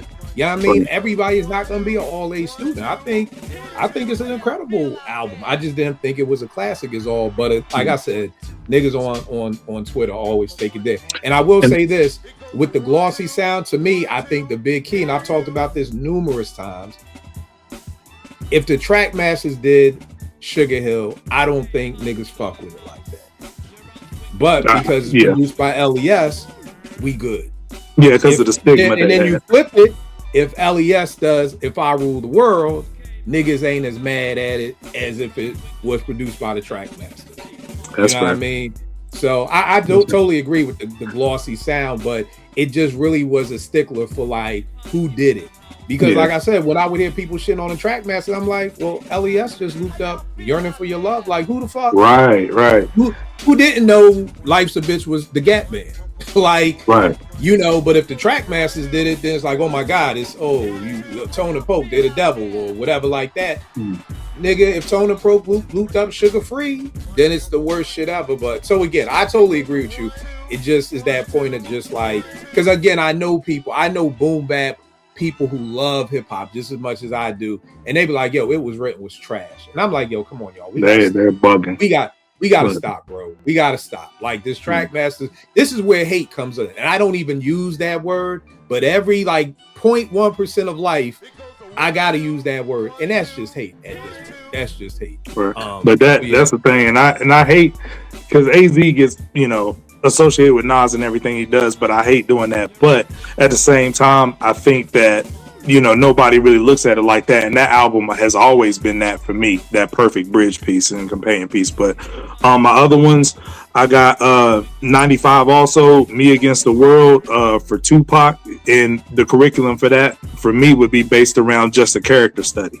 You know what I mean? Our emotions, Pac covered everything as far as human emotions on that album. You got Dear Mama, So Many Tears, If I Die Tonight, Death Around the Corner. Like, every emotion you could have, he covered on this album. Like, so I would base that more so as a character study within the album. And the last one I got for the 90s, Kill, you brought up Boom Bap. I got Moment of Truth, because I think in a hip hop class, the sounds of hip hop have to be prominent as well. So that defined the whole era, East Coast rap. And my whole thing with Light Years, and I know Light Years was polarizing. People said they wanted Old Primo and they didn't get Old Primo, but I think you did, but just not the Old Primo that people wanted. Because to me, Light Years sounds like Daily Operation Primo and Step Into the Arena Primo, where it's stripped down to like the basics. And I think that was intentional because of Nas' subject matter on the record. You know what I mean? It's taking it back to that old era. But when we think about classic boom bap, we think about Preem's side projects, side missions, what he did for Big J and Nas, other New York MCs. We think of like Hard to Earn, and we also think of Moment of Truth. But for me, Moment of Truth is his magnum opus. You know what I mean? So I would talk about in the class, like, the kicks, the snare, like how he, layers the elements in the beat, as far as how he's picked the scratches and, where to put them in and, whose voice he used for the scratches and if it's perfect over this beat. And just the simple fact that he's from Texas and shaped the whole sound of the New York East Coast, you know what I mean? And it's forever known as boom bap because of that or whatever. But, KRS coined the phrase, but, a whole sound was named pretty much after Premier and what he did. So they would have to listen to that. My favorite Premier record of all time is on this album. That's Above the Clouds. All right, no doubt. Real quick, shout out to all the people who think I hate Light Years. It's a 4-mic album. People on Twitter give me hell for this. But again, talk to me after you bought the vinyl and you bought the CD. So there you go. Spence, what you got up on your list, bro? I got Raekwon's Only Built for Cuban Links. Like, we already talked about how maybe G-Rap kind of birthed that thing. But I think with this album, it made it like cinematic. Like you was actually watching a movie, and I think that's the difference in it. So I had that, Big, Life After Death, basically the complete MC, the MC that can do it all. And I think that's basically what that album was. I can give you commercial, and I can give you hardcore. I can tell you about my brother that I missed that got killed. I can give it to you all. So I think that was basically Life After Death. I got Illmatic. Obviously, birthed the whole generation MCs. And you think about Eric B. and Rakim that maybe had the street element around them, but maybe didn't talk about it, but so much on a record. Where you got Nas, who actually talk about the street element and a young kid growing up in the ghetto and telling you all the things he's going through, whether mentally or whether his brother got killed or something like that. Not meaning brother as in like his real brother, but his man got killed, or just like life, a black cloud following me, what I'm going to do, writing a letter to my man in jail. So I think he's telling you something that, like AG said, a lot of us can relate to with some of these different topics and stuff. And I think that's the album that birthed the other MCs, where they said, oh, we can talk about this too now and be okay about it. So I have that, and I got Outkast and Cormorant. For them, giving that southern sound on there, like bringing you back down south, giving you the different styles, the different flows and stuff, representing the South and letting them know that, hey, we are MCs too. We can rhyme too. We get busy too. But we also going to bring you down here and show you our flavor and the things that we go through. So Yeah. that's how I got that.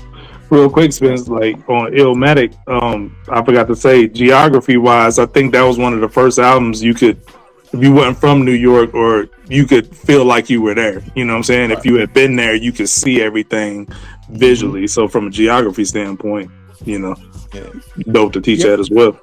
Yo, Spence, was you at the center when I was doing The World Is Yours with the kids? Was you there? Yeah, I was in the room. Yeah, I was in the Yo, room. so the funny thing is one of the bars I pull out of The World Is Yours is, I need a new nigga for this black cloud to follow us while I was over these 2 dogs tomorrow.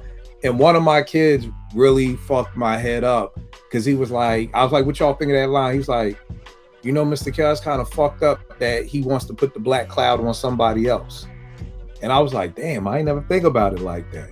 You know what I mean? Like, that's why I love my kids. It's why people always be like, Kill, you do so much for them. People don't realize my kids give me so much back. You know what I mean? Like, they really do, because I had never thought about that. He's like, yeah, it's kind of fucked up. It ain't like you need a new nigga for the black cloud to follow. Why don't you wish the black cloud somewhere else? Why the black cloud got to go over anybody? And I'm like, right. You tell. You know what I mean? Vay, who you got left up, bro? Hey man, great minds think alike. When I heard open every cell in Attica, send them to Africa, I'm like, why would you send a bunch of criminals to Africa? Like, what the fuck? I'm sure Africans are like, hey man, get the fuck out of here. Why are you sending them here, nigga? Like, those are criminals. Oh yeah, I agree with the kids, kid. Listen to them lyrics for real. I also had Life After Death with Big for a lot of the reasons y'all mentioned. One of the things I'd probably point out in the class, especially for like the radio records, Big was a master at having bars in dance records. Like, you could easily hypnotize the side.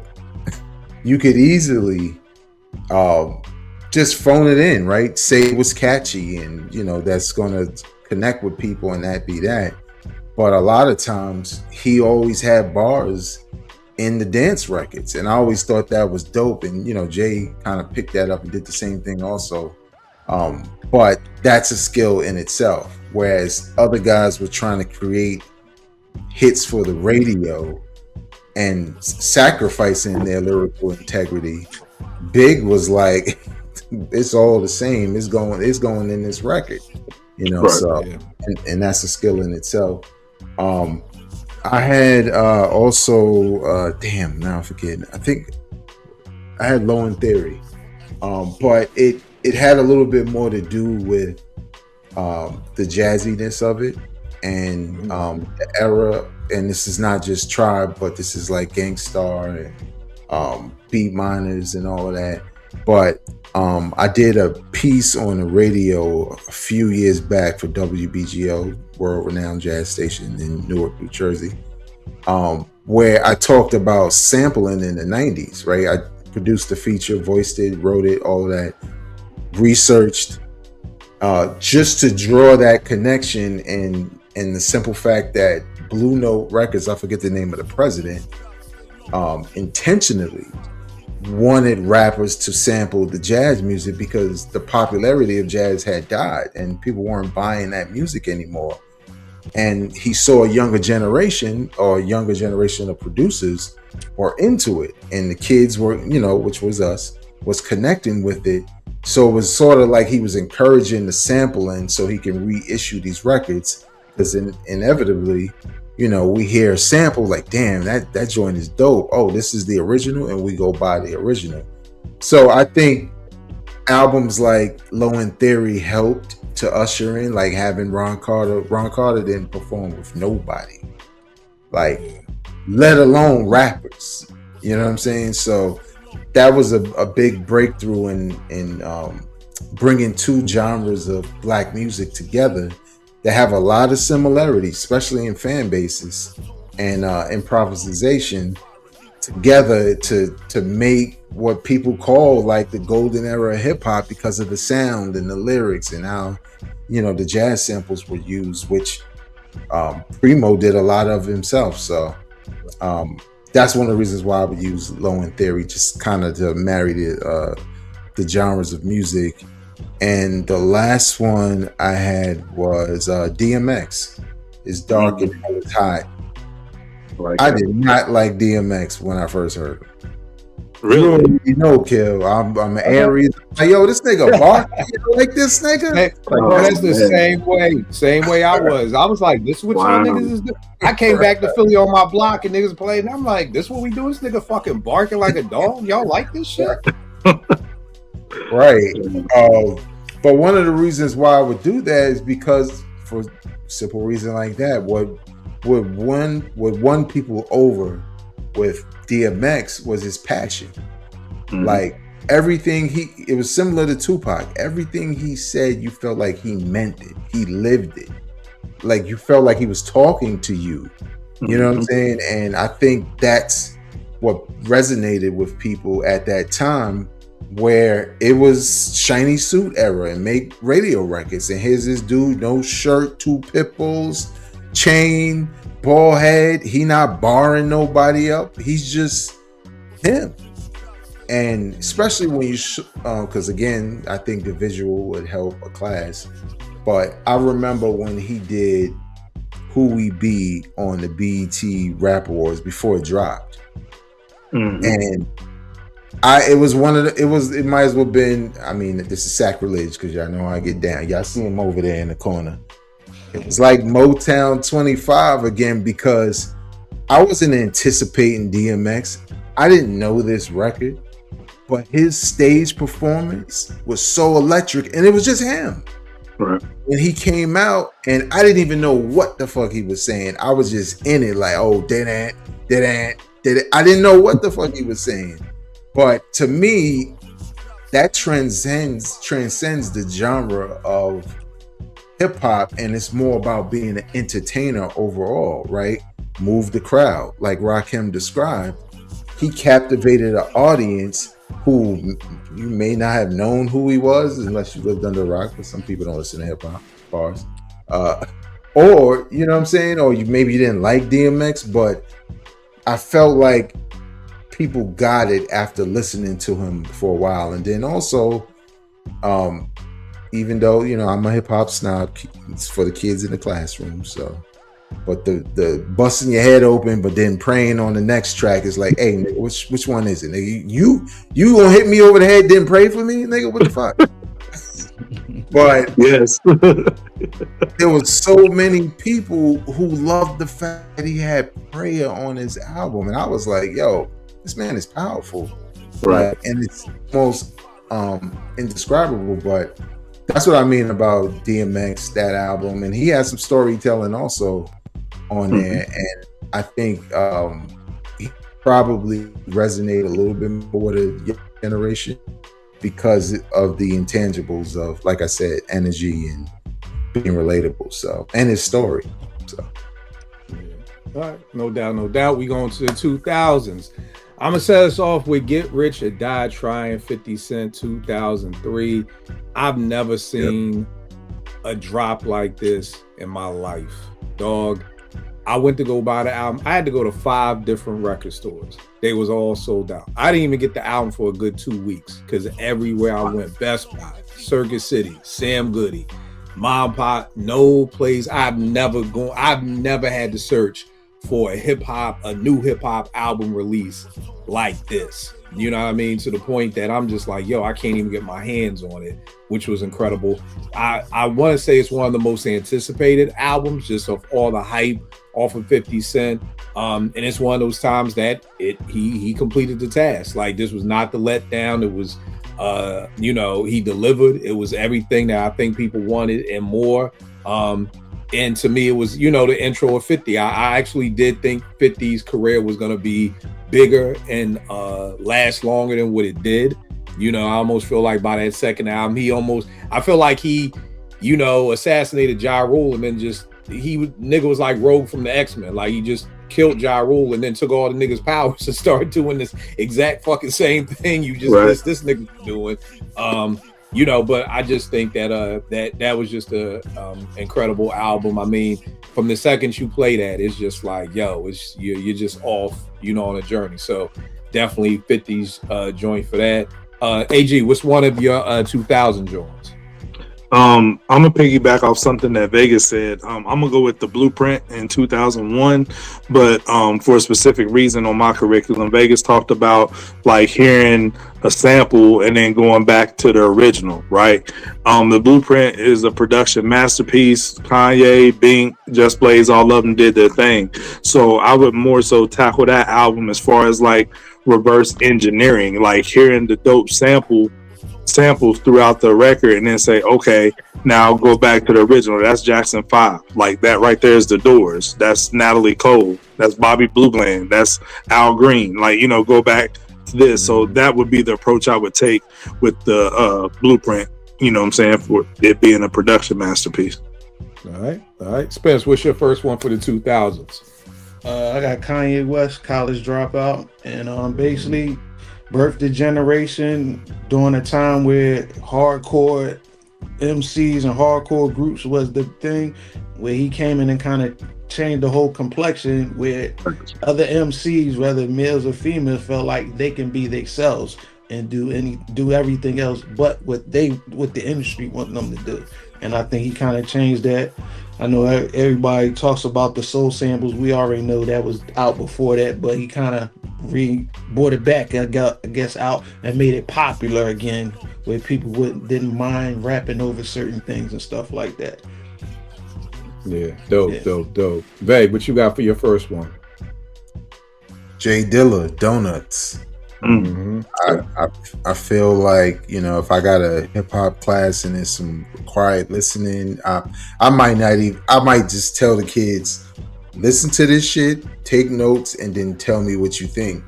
Because I like beat tapes, but I like beat tapes as like a rapper, right? Like, oh, okay, I'm gonna rhyme over that, or I'm gonna write some shit to that. I could just listen to this shit.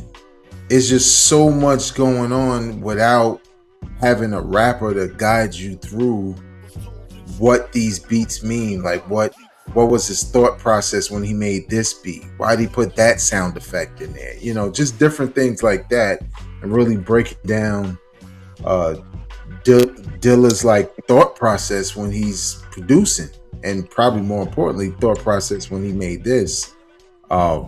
So yeah, man, I felt like at least I should have some form of representation of a production that doesn't include, you know, a rapper rapping over everything. So, right, no doubt.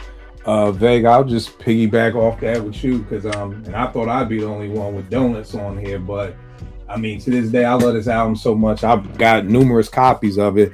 It's still an OG one, still sealed in the plastic. I just think, again, Dilla making this album like on his deathbed. You know what I mean? I think there's so much behind the making of this album that's just crazy to me, that, you know, like you're literally dying and you still want to get these beats out. You still got something to say. And it was having something to say, Veg, like you said, you don't even have to rap on these joints. You know what I mean? Because it's like having something to say, but I can't rap. I don't got time to get in the studio, so I'm gonna just make it through this music. Again, this is far from the first instrumental album, but I felt like after Donuts, it kind of just opened up the door for, oh, we could do that. Like we could just make a whole album of just beats and just let it go. And I felt like that kind of came through. And then y'all know me, Dilla's my GOAT. And to me, it was like, this like eclipsed the three phases of JD, from JD to J Dilla. I had a whole mixtape series called JD versus J Dilla. JD being with the Uma. Then you get to the second phase of Dilla, which was Welcome to Detroit. The first time I heard Welcome to Detroit, I didn't like it because I had my mouth ready for some JD. I was like, where's that Uma sound? And he had left that behind. And then you get the Donuts, and that sounds nothing like Welcome to Detroit. So it's like the third phase of that. And then not just mention the chops. I mean, the first time I heard Bye, then the way he chopped up the Isley Brothers, it was like, and again, it's funny because I'm starting to take up bass lessons. I want to learn how to play the bass after all these years. So I got a bass, and I'm about to start taking lessons. And my mom's a jazz musician, and, you know, I'm constantly in her ear like, yo, why is this bass player better than that bass player? And why is this? And why is that? And it's like, Dilla is one of those producers who just has always fucked my head up. You know what I mean? And it's kind of like, no matter what he does, it's just like, how the fuck or what the fuck? It's always a how and then what. Like, why would you sample that? How did you do it? And it's just like, yo, what the fuck? I mean, all I do is think of you, Chop, on here. Like, I mean, it just goes on and on and on. And even to the joint, what's my girl's name? Dionne Warwick, that sample and that just used for Usher's joint off of Confessions. I still love Dilla's version better. You know what I mean? It's just like, it's just an incredible album to me. So, and then I feel like it started that this whole lo-fi movement, because Vague, like you said, I don't even need to listen to nothing else. That's what one of these young boy producers that I met when we was out doing Illadelph Steak Life once, younger boy, he's in his 30s, and he was like, yeah, you know, with beats, we don't even need to make beats that people rhyme over no more. Like, people now, they study the just instrumentals and they do all of that. And Vague, when you were saying, like, I could just sit here and listen to this, it reminded me of what he was saying about this younger generation. Like, you got producers who just make bank just off of just selling beat tapes. I'm not even trying to sell it to no rapper no more. You know what I mean? So Donuts, definitely. If people out there watching have not heard this, please listen to it. We did a whole episode of Live from the Writer's Bench on Dilla. I promise you will walk away learning something, because there's so many people who are like, damn, I didn't know Dilla did that, or I didn't know that was Dilla, or I didn't know he kind of fathered that style. So yeah, definitely on that. AG, what you got up next, bro? I'm gonna kind of skip over one of mine because I did have the college dropout too.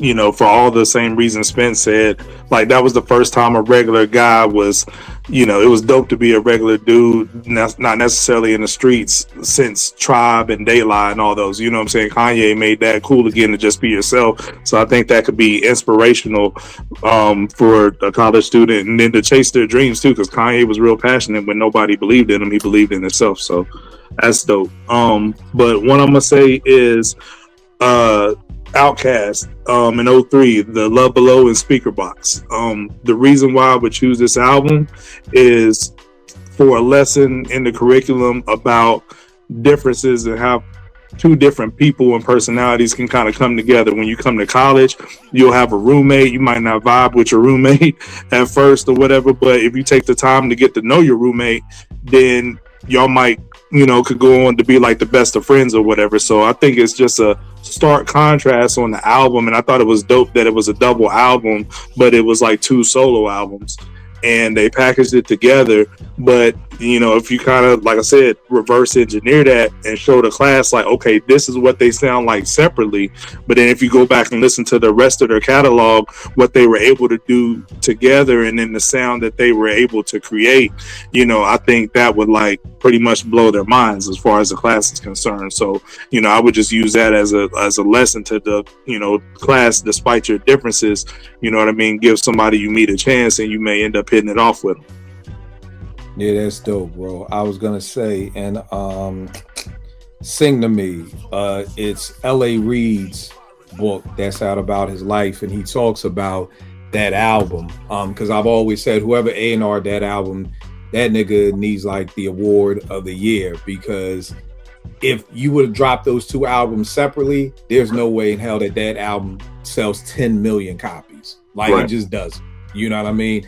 And LA talks about in the book how, you know, basically, you know, Speaker Box was done. It was going to be a Big Boy solo album. And then Dre kind of hit him like, yo, how much time do I have if I wanted to put something out too? And he said 3 weeks.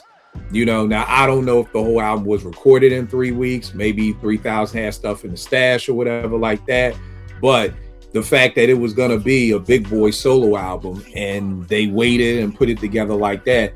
I mean, again, I think Big Boy, for me, has a 5 mic album with Sir Lucius Left Foot. I love that joint. I think all Big's solo albums have been great, but nobody talks about them. Correct. I think Speaker Box would have fell in the same category. I think, you know, it just would have just been, it's just something about the name. And I always say, when people break up, at the end of the day, we really didn't need a Grand Puba album. We need another Brand Nubians album. You know, when, you know, I really honestly didn't need another Third Base album. I goddamn sure didn't need an MC Search and a fucking Pete album, you know, separately. Like, we want the groups together. So I just feel like if Speaker Box would have came out, it may have done well. I like the way you move was huge, but I just think putting them together like that was just amazing. And to think that it almost didn't happen is crazy to me.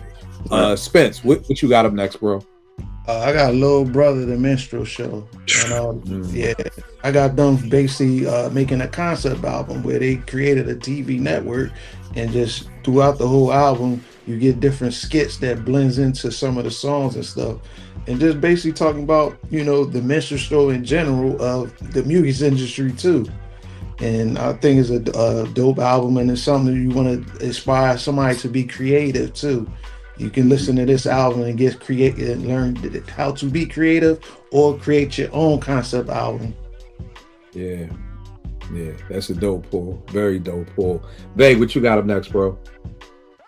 I also had Little Brother real quick for the same reasons, but also I would use it to point out the crossroads in hip hop where intelligent rap wasn't sought after, even though the music was great, the album was great. And I'll just bring up their situation with BET, not wanting to play their video because it was too intelligent at the time. So and to see that, really, you would have thought Little Brother would have came out on the win column in a situation like that, being exposed with the public, but they did. It was sort of like, and it just went by the wayside. So it's unfortunate. But I also had 50 Cent, Get Rich or Die Trying, for a lot of the same reasons you said, Kill. And I think it represented a lot of different things, right? Like gangster hip hop or hardcore hip hop also being popular again on a mainstream level. A New York artist incorporating a lot of Southern slang and slang from other places.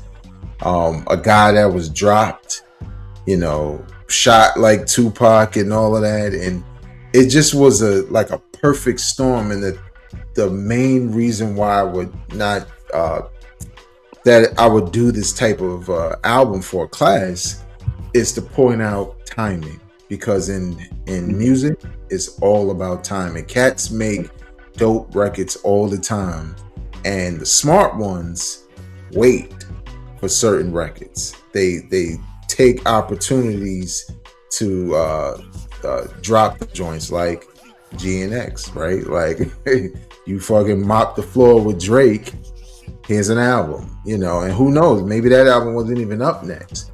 But that's the same thing with 50. He had a lot of momentum before he got shot, the situation with Ja Rule, the mixtapes, all of that, but he was blackballed. Man, when he got his opportunity, it was the perfect title.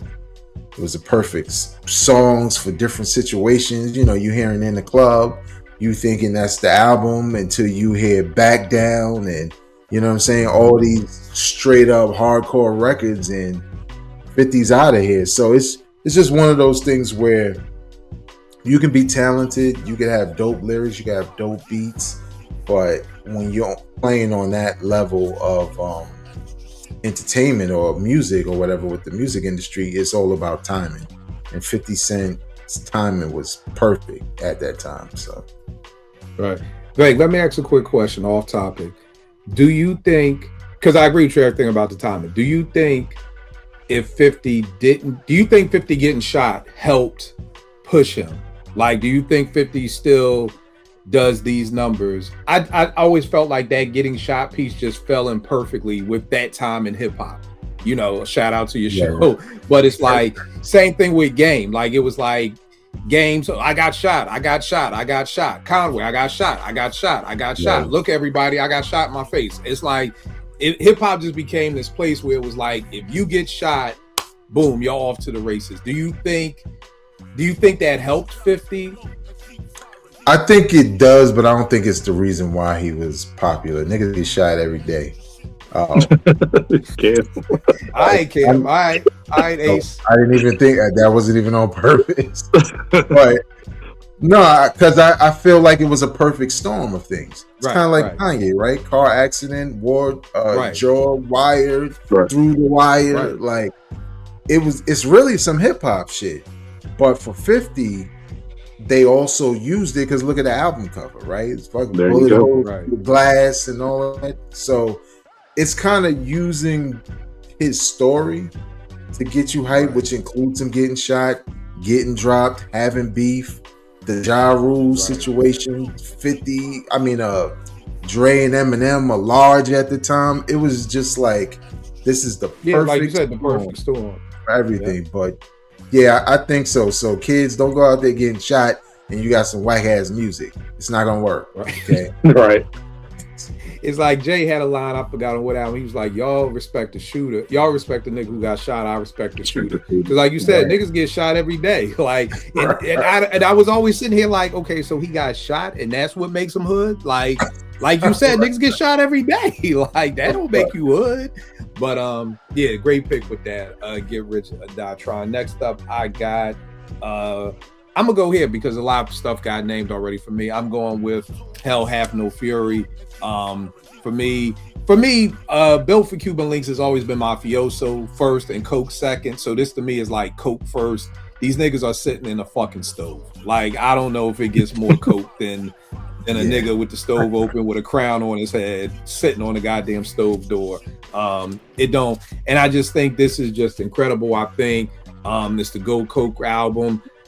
Peak Malice and Pusha. I mean, the stuff that's on this album, the quotables, the oomph, everything, and I love it just because even from a production standpoint, one of the things I would talk about is how the Neptunes are able to transform from radio to hood producers. Like, it's almost like you got them doing radio stuff, then you got them doing nerd stuff, and then you got them doing this hood shit over here.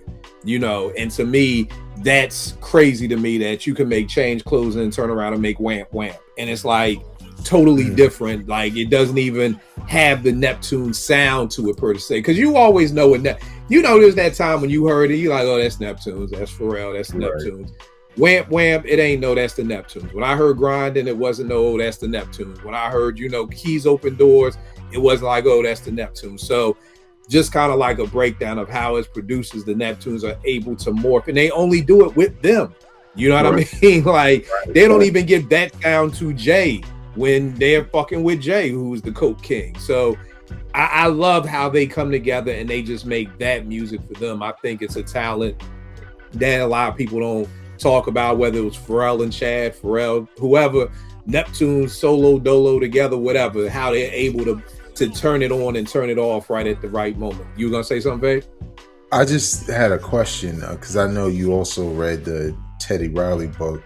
It feels like Pharrell was doing what Teddy Riley was doing, but on a different level. Like, Teddy Riley that had this dope production history with hip hop, but this nigga also made Keith Sweat's first album. Right. Like that shit don't the show it or How You Like Me Now and this like that.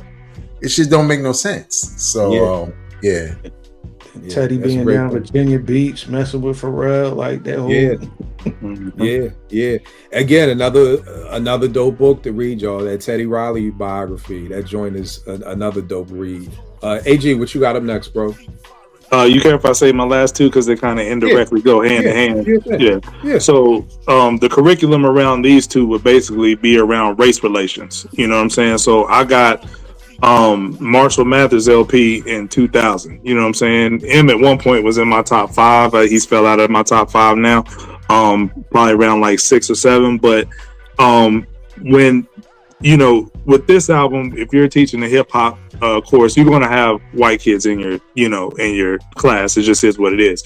So in order to gain their ear as a hook, you might have to resort to playing some Eminem and then reverse engineering from there, because if you play Eminem, they might be able to, really dive into the lyricism because of more relatability or whatever, or you can break down the technical things that he's doing on the songs better with Eminem than say another MC. But it can be a gateway to a Cool G rap or Kane or Redman as his influence to show what he's doing with internal rhyme schemes and his bar structure. Okay, well, he got this from this MC. Now that I got your attention with him, I play The Way I Am. Like, okay, remember I talked to you about Rakim? he got that from Rakim. So I would use that, like, you know, Eminem as a gateway, you know, because it might, you know, catch some white kids' ear a little bit easier. On the flip side of that, with the race relations, this is a pick that, you know, might seem left field, but I'm gonna go with Nas's Untitled in 08, the Nigga album. And the reason why I'm gonna go with that is because I think that at the time that was the, first of all, I'm not a fan of the production of the album, but Nas was spitting on there. But it's a look at the black man's plight through that lens at a time when the world wasn't ready for it. And I really look at that album like, you fast forward, we're in a quote unquote fake woke era, and I just think it was ahead of its time in some sorts, because I think this album crawled so that To Pimp a Butterfly could walk, if that makes sense. So To Pimp a Butterfly 7 years later in 2015, and, you know, Kendrick might be viewed by a white audience as more safe than Nas. I think that's, you know, pretty safe to say. But I think that most of the kids in the class would be familiar with To Pimp a Butterfly, like heavily familiar with it. So I would say, okay, let's look back at this album through Nas's lens on the black man's plight. You know what I'm saying? And I think this was just ahead of his time, and the subject matter that he was tackling on that album, I just don't think that you know, people outside of the hip hop culture were ready for that at that point in time. So that's dope. Real quick point. I saw this on IG. There's always this thing like it gives you like facts or whatever. Did you know that they use the real Slim Shady, that song, to torture? Like the military uses that to like torture. Like when we like catch somebody and we trying to break them, they just keep that shit on repeat for hours. That's wild. Like dry. And like, but I believe it. I hate it. After a while, they be like, "Yo, fuck it, wherever you want. What you want? The fucking submarine code? What do you want? Like whatever. Just stop playing this shit on." That is wild. Stop. But yeah, something crazy. Spence, what you got, bro? What's next? I got Commons B. Fire album. The production between Kanye West and Dilla, amazing. Right there. Concept, storytelling, things about his city. I think he brought him back pretty much. Mm-hmm. Yeah, so I got Common B. Yeah, that's dope. That's very dope. Veg, what you got up, man? I have Kendrick Lamar's AG just mentioned it, To Pimp a Butterfly. Mm-hmm. And for a lot of the same reasons he mentioned as far as race relations, because that was like at the peak of the whole Black Lives Matter movement, which, you know, speaks to timing. But musically, that album highlighted and incorporated a lot of Black American, African American music in this country, from blues to soul to funk, hip hop, of course, heavily with jazz, right? Because people like Terrace Martin worked on that album. A number of people contributed to that album, and the fact that the album was geared towards the Black male in a number of different categories: how you relate to Black women, how you relate to your Black brother, how you relate to yourself as a Black man. It was just the perfect album for that time. And I think initially it was jarring, and, you know, this is the type of things that I would talk to the class about, but I think initially it was jarring for someone who loved Good Kid, Mad City. And now you hear all these different sounds, and, you know, you hearing spoken word and all kinds of, but I think the goal was to represent the culture. Not in a frivolous way, with the way people kind of toss that around online, but in a meaningful way, by having these collaborators from different parts, from electronic music and all of that, working on this album, even having 3 Stacks helping with some of it, and you hear some of his influence on that album as well. So it's just really a masterclass in artistry and growing as an artist from album to album, because we all know, like, Kendrick doesn't have none of his albums sound the same. They're all different. You know, they all have a certain concept. But I think at that particular time, with what was happening and having a record like All Right become like a Black Lives Matter anthem in a lot of ways, just spoke to him being tapped into the actual culture in order to create an album like that. So, Right. No doubt. Yeah. No doubt. And I also think that, you know, I know it was jarring, but I also think when people initially heard it, I think some people didn't even get that he's telling us these are the things that we all created, and he was putting it all in display. And I think initially people didn't even get that concept at first. They just know it wasn't the album before. right. Right. And I always say they that ain't the gonna- butterflies. So you got it, AJ. no, go ahead, Kill. Go ahead. Yeah, I was gonna say the thing about it is I always tell how me and Ev, we heard the album for the first 24 hours. We was like, yo, this shit sucks, man. Who the fuck? This nigga done fucked up the game. This shit is horrible. And then like we like called each other like a day later, like, yo, nigga, this album's kind of fucking incredible, right? It was like, yeah, nigga, like this shit is incredible. And I always take it back to how I tell people: if you have your mouth ready for a Sprite, then you ask for a Sprite and a way to bring you some water.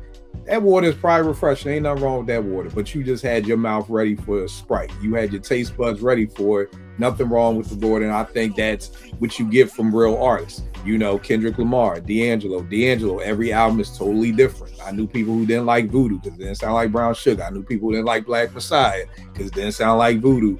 But it's hard to keep a real artist in a box. So like you said, Veg and Spence, a lot of people weren't ready for what was coming next. And yeah, I'm sorry, AJ, you got it. No, I was just going to shout out Vague. I'm so glad you brought up 3 Stacks' involvement in that album. And, you know, a lot of people don't know that. And I just think for Kendrick in general, 3 Stacks is who Kendrick reminds me of the most, you know. So I just thought that was a dope pull to, you know, point that out, you know, because out of the current big 3, you know, if I want to listen to somebody new, like if I'm, you know, Drake reminds me of a modern Jay with the, like, you know, slick talk and then the entendres, and, you know, he kind of approaches it like, you know, Jay once Jay went commercial. And then also, you know, J. Cole reminds me like more of a modern Nas, but, you know, 3 Stacks is definitely who Kendrick reminds me of. So I just thought it was dope that you pointed that out. Yeah, dope. The last 2 I got kind of similar, like what people were saying, kind of intertwines. The College Dropout and like Spence said, Big. I'm just sitting here shaking my head like, yo, I really need glasses, y'all, because I used to be able to read the inside of this, and I don't see anything. Everything just looks blurry as shit to me. Like these words, it's a wrap. Like who's reading this shit? But there was a time and point when I could, and I can't. Everything that's been said to this, again, to me, it was just, it took me back to when we had Kid and Play and Kwame, and we had fun with hip hop, you know, and I love the fact that this ushered in the door so that we could one day get a big 3 of Kendrick, Drake, and Cole, and the 3 biggest rappers in the game were not street at all. These niggas are, and I mean, I know Kendrick got gang ties and things like that, but you know, it's like these are not the drug dealer, killers, coke boys. And I think like it all, it's not the image. And I think this, when we just did the show about where's the fun in hip hop, to me, this kind of was one of the albums that did bring the fun back. The fact that this nigga's a mascot, the Broke 5 Broke skits, and y'all know I hate skits, but the college skits. Broke 5 Broke was on this, right? Or was that on the okay. Even the Kanye workout plan, I remember hearing that, like, yo, this shit is kind of funny. Like, you know what I mean? Like, it brought the fun back to hip hop. And Spence, like you said to this, like, Comp was dead to me, man. Like, after One Day It All Makes Sense and fucking like Water for Chocolate, we're talking Comp was probably my favorite MC. And when I heard that fucking Electric Circus shit, Electric Circus will forever go down as the album that I have tried to like for years. I probably listened to that album at least 20 different times throughout years trying to like that album. It's just not for me. People who love it, is no knock. I get it. Music speaks, it's all different. I can do it. But when I was watching Dave Chappelle and this nigga came on and did the food, I was like, okay, that's what I'm about. That's exactly to the point that this album was gonna have. There's a live version, I mean, a studio version of Food that was gonna be on this, and it was just too that energy from the live version. You had to put the live version on here. Like, you just don't get that same energy. And I mean, from beginning to end, it's a perfect album. Testify, to me, one of the greatest storytelling songs ever. That I don't think Common gets a lot of props for. Stolen Moments 1, 2, and 3. Incredible run of storytelling. I get it. We got the Commons. I mean, the Nas's, the Biggies, the Ghosts, the Respect. You got to put Common there. Life, Payback as a Grandmother. Like, to me, every album, like, for the most part, has Common doing some crazy shit. So these are my last. There. Oh my God, man! Yeah. It's Dilla. You know, even Dilla, what he did with I can't even see. Love Is chopping up that Marvin joint like that was crazy. So again, just 2 incredible albums. I think it reminds me very much of Mama Said Knock You Out, because at that time the Juice Crew was kind of over. Marley wasn't doing shit. You know, could Marley still do it without the Juice Crew? LL was kind of dead in the water after that, fucking Walking with a Panther. And when you take an MC with a producer who will both have something to prove, you get a Mama Said Knock You Out. To me, Common definitely had to come back from that Electric Circus. I mean, people may like it, but the nigga even said himself, yo, he heard the corner and said that nigga's back. Like, that nigga knew he fucked up, you know. And then you get with a young, I mean, he said it himself. Like, you know, niggas be like, nah, that shit was Common, the motherfucker him. He said it, that nigga is back. And again, you get with a young, hungry Kanye, like you said, vague timing. Like, you know, this is a Kanye who's hungry, maybe at this time, the dopest producer right there, and you get magic like this. So those are my last 2. AG, what you got? Oh, you did all yours. Yeah, Spit. Got any more joints left? I actually stayed between 2000 and 2009, so I didn't even go beyond Me that. too. That was too many years. Right. I got Jada Black album. It was supposed to be his last album, so he starts off, you know, being born, talking about the day of birth and all the other stuff, and to the end, just, you know, storybook ending to a career supposedly, and easily listen. I know it was supposedly. Yeah, supposedly. And this nigga had the Roots Picnic, right? Yeah, like in 2026. Yeah, and I know it's dope too, because when I used to travel with my kids going back to school and stuff, my wife be in the car, you got that Black album? I'm like, damn, she like this joint. So I know it's a good joint, man. Dope production by different people. I like that joint a lot. Yeah, no doubt. Vague, anything else you got left, bro? Yeah. I gotta go back and listen to the Black album, by the way, because I didn't believe that nigga one bit, and it was annoying to me with all that goodbye. Like, nigga, get the fuck out of here, man. Like, we know you're not leaving, so like, come on with all that posing shit. But the joint I have, and this is like pushing the timeline way up, the Clips, Let God Sort Them Out. I don't think this generation understand what they did last year. Like, what Malice did, like, it's something what Pharrell did. You don't come back after that much time and you're better than before. Everybody's refined lyrically, and it's not even just lyrics, because you know, we did a whole episode with just quotables from that album, but delivery, precision, enunciation. Pharrell, with just the sound quality of the album was crazy. You know what I'm saying? And variety of beats, like a variety of beats. And I think in a lot of ways, it probably would be like the final in my class, because it's probably exhibit A through Z of why you don't have to stop rapping. If you're still passionate about it, you don't have to stop making certain types of music. If you're still passionate about it, you can do it in the way that Dilla did. You know what I'm saying? Like, you sick, but this is what I do. This is what sustains me. And that's what I felt listening to that album, that they really cared about making quality music that people could dig. And you know what I'm saying? And you could really break down that album, the rollout. Like, Like everybody tried to mimic that shit after a while. Okay, we're gonna do the tour of the podcast, and even though they didn't come on my podcast, but whatever. But you know what I'm saying? Like they just did. It felt like they did everything right. You know what I'm saying? And it would just be a dope case study because it's not an album that came out 20, 30 years ago that I'm trying to provide all this context for kids to understand. It's something that they probably witnessed in real time that we could talk about. And it relates to every album we've mentioned for a lot of the same reasons. So timing. Yeah. And I think too, the other thing with that, they put my mindset, you know, they did it what I used to always think, because I'm not a big Watch the Throne fan of that album. And I was like watching the behind the scenes. I'm like, are these niggas in a fucking castle in Scotland with fucking Russell Crowe? Like, what the fuck, nigga? Go in the studio. Like, you can't make no dope album like that. These niggas made this album in the fucking Louis Vuitton fucking headquarters. You know what I mean? So you put that, my whole mindset that you can't be in a castle or a Louis Vuitton headquarters with niggas stitching in the next room over and come up with an album like that. So yeah, Vague, that's a great dope pull.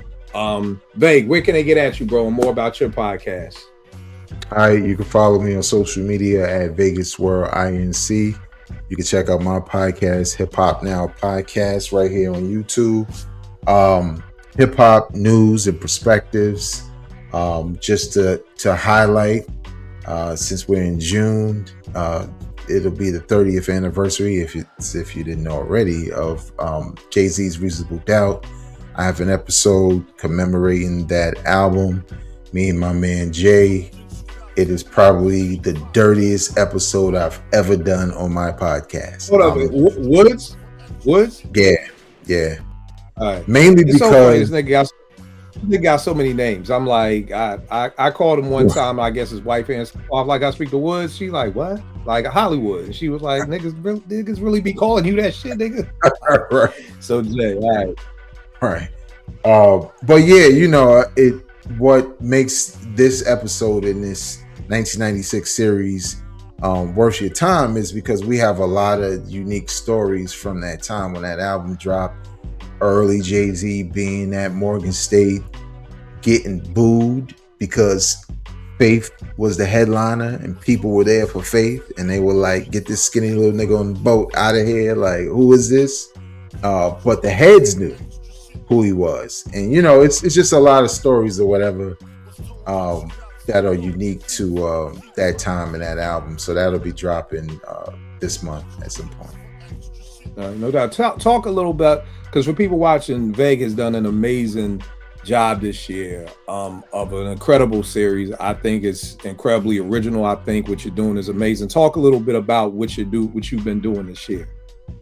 Yeah, so you know, when you being a content creator, you look for different things to talk about, like we do here on Apartment 5B. And when I saw that it was the 30th anniversary of 1996, I was like, damn, 1996 is a tough year. And it's not just about albums. It's so much that went down with Tupac and all that. So originally I was going to do just a show, you know, just 1996 top albums, blah, blah, blah. But then I decided to make it more of a collaborative effort and to highlight albums in a much deeper way. So I bring on a guest. We did like 12, 13 with a bonus episodes to highlight one particular album. I have Kill on the episode that'll be dropping in the fall. So each month, depending on the anniversary, I drop an episode that features someone who's a hip hop head, of course, whether it's a content creator or somebody else. And it just highlights a different album from 1996. So right now, what's available to watch is both of Tupac's album on the episode, the Fugees, The Score, Stakes is High, Beats, Rhymes, and Life, Busta Rhymes Coming, and Little Kim's Hardcore. I think that's all of them, but that's fine. Unique guests, you know, deep conversations about the albums, and it's really less about me telling my story, even though you hear my story with the albums. It's more so like getting the perspective of the guests and just kind of being nostalgic about that time and providing context. So yeah, man, I did it all in like 2 or 3 weeks. So some of them videos recently, I was like, yo, look at my hair. Like I am tired. Like you can see it. But yeah, man, dope series, and stay tuned, man, each month this year. So Yeah, very dope series. Spence, where can they get at you, bro?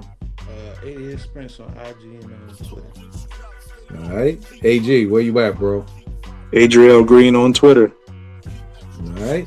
And y'all know me, Kill889 IG, Twitter. We shouted him out earlier, Dilla. So if you haven't read this, Dilla Time, like AG has said numerous times, I'm a bookworm. My goal is to do 2 books a month this year. So I'm almost right there at the 12 book mark. But very dope book right here. I mean, this book, I actually made a beat tape called Dilla Time because I'd be reading this book and it would just make me want to go make a beat. I think after reading this book, like I made 12 beats and just dropped the whole beat tape called Dilla Time because it was like this book was so inspiring that it was like I don't know as a producer how you could read this book and not want to turn on your machine and get busy and do something. So definitely check that out. And I will check y'all next week, good peoples.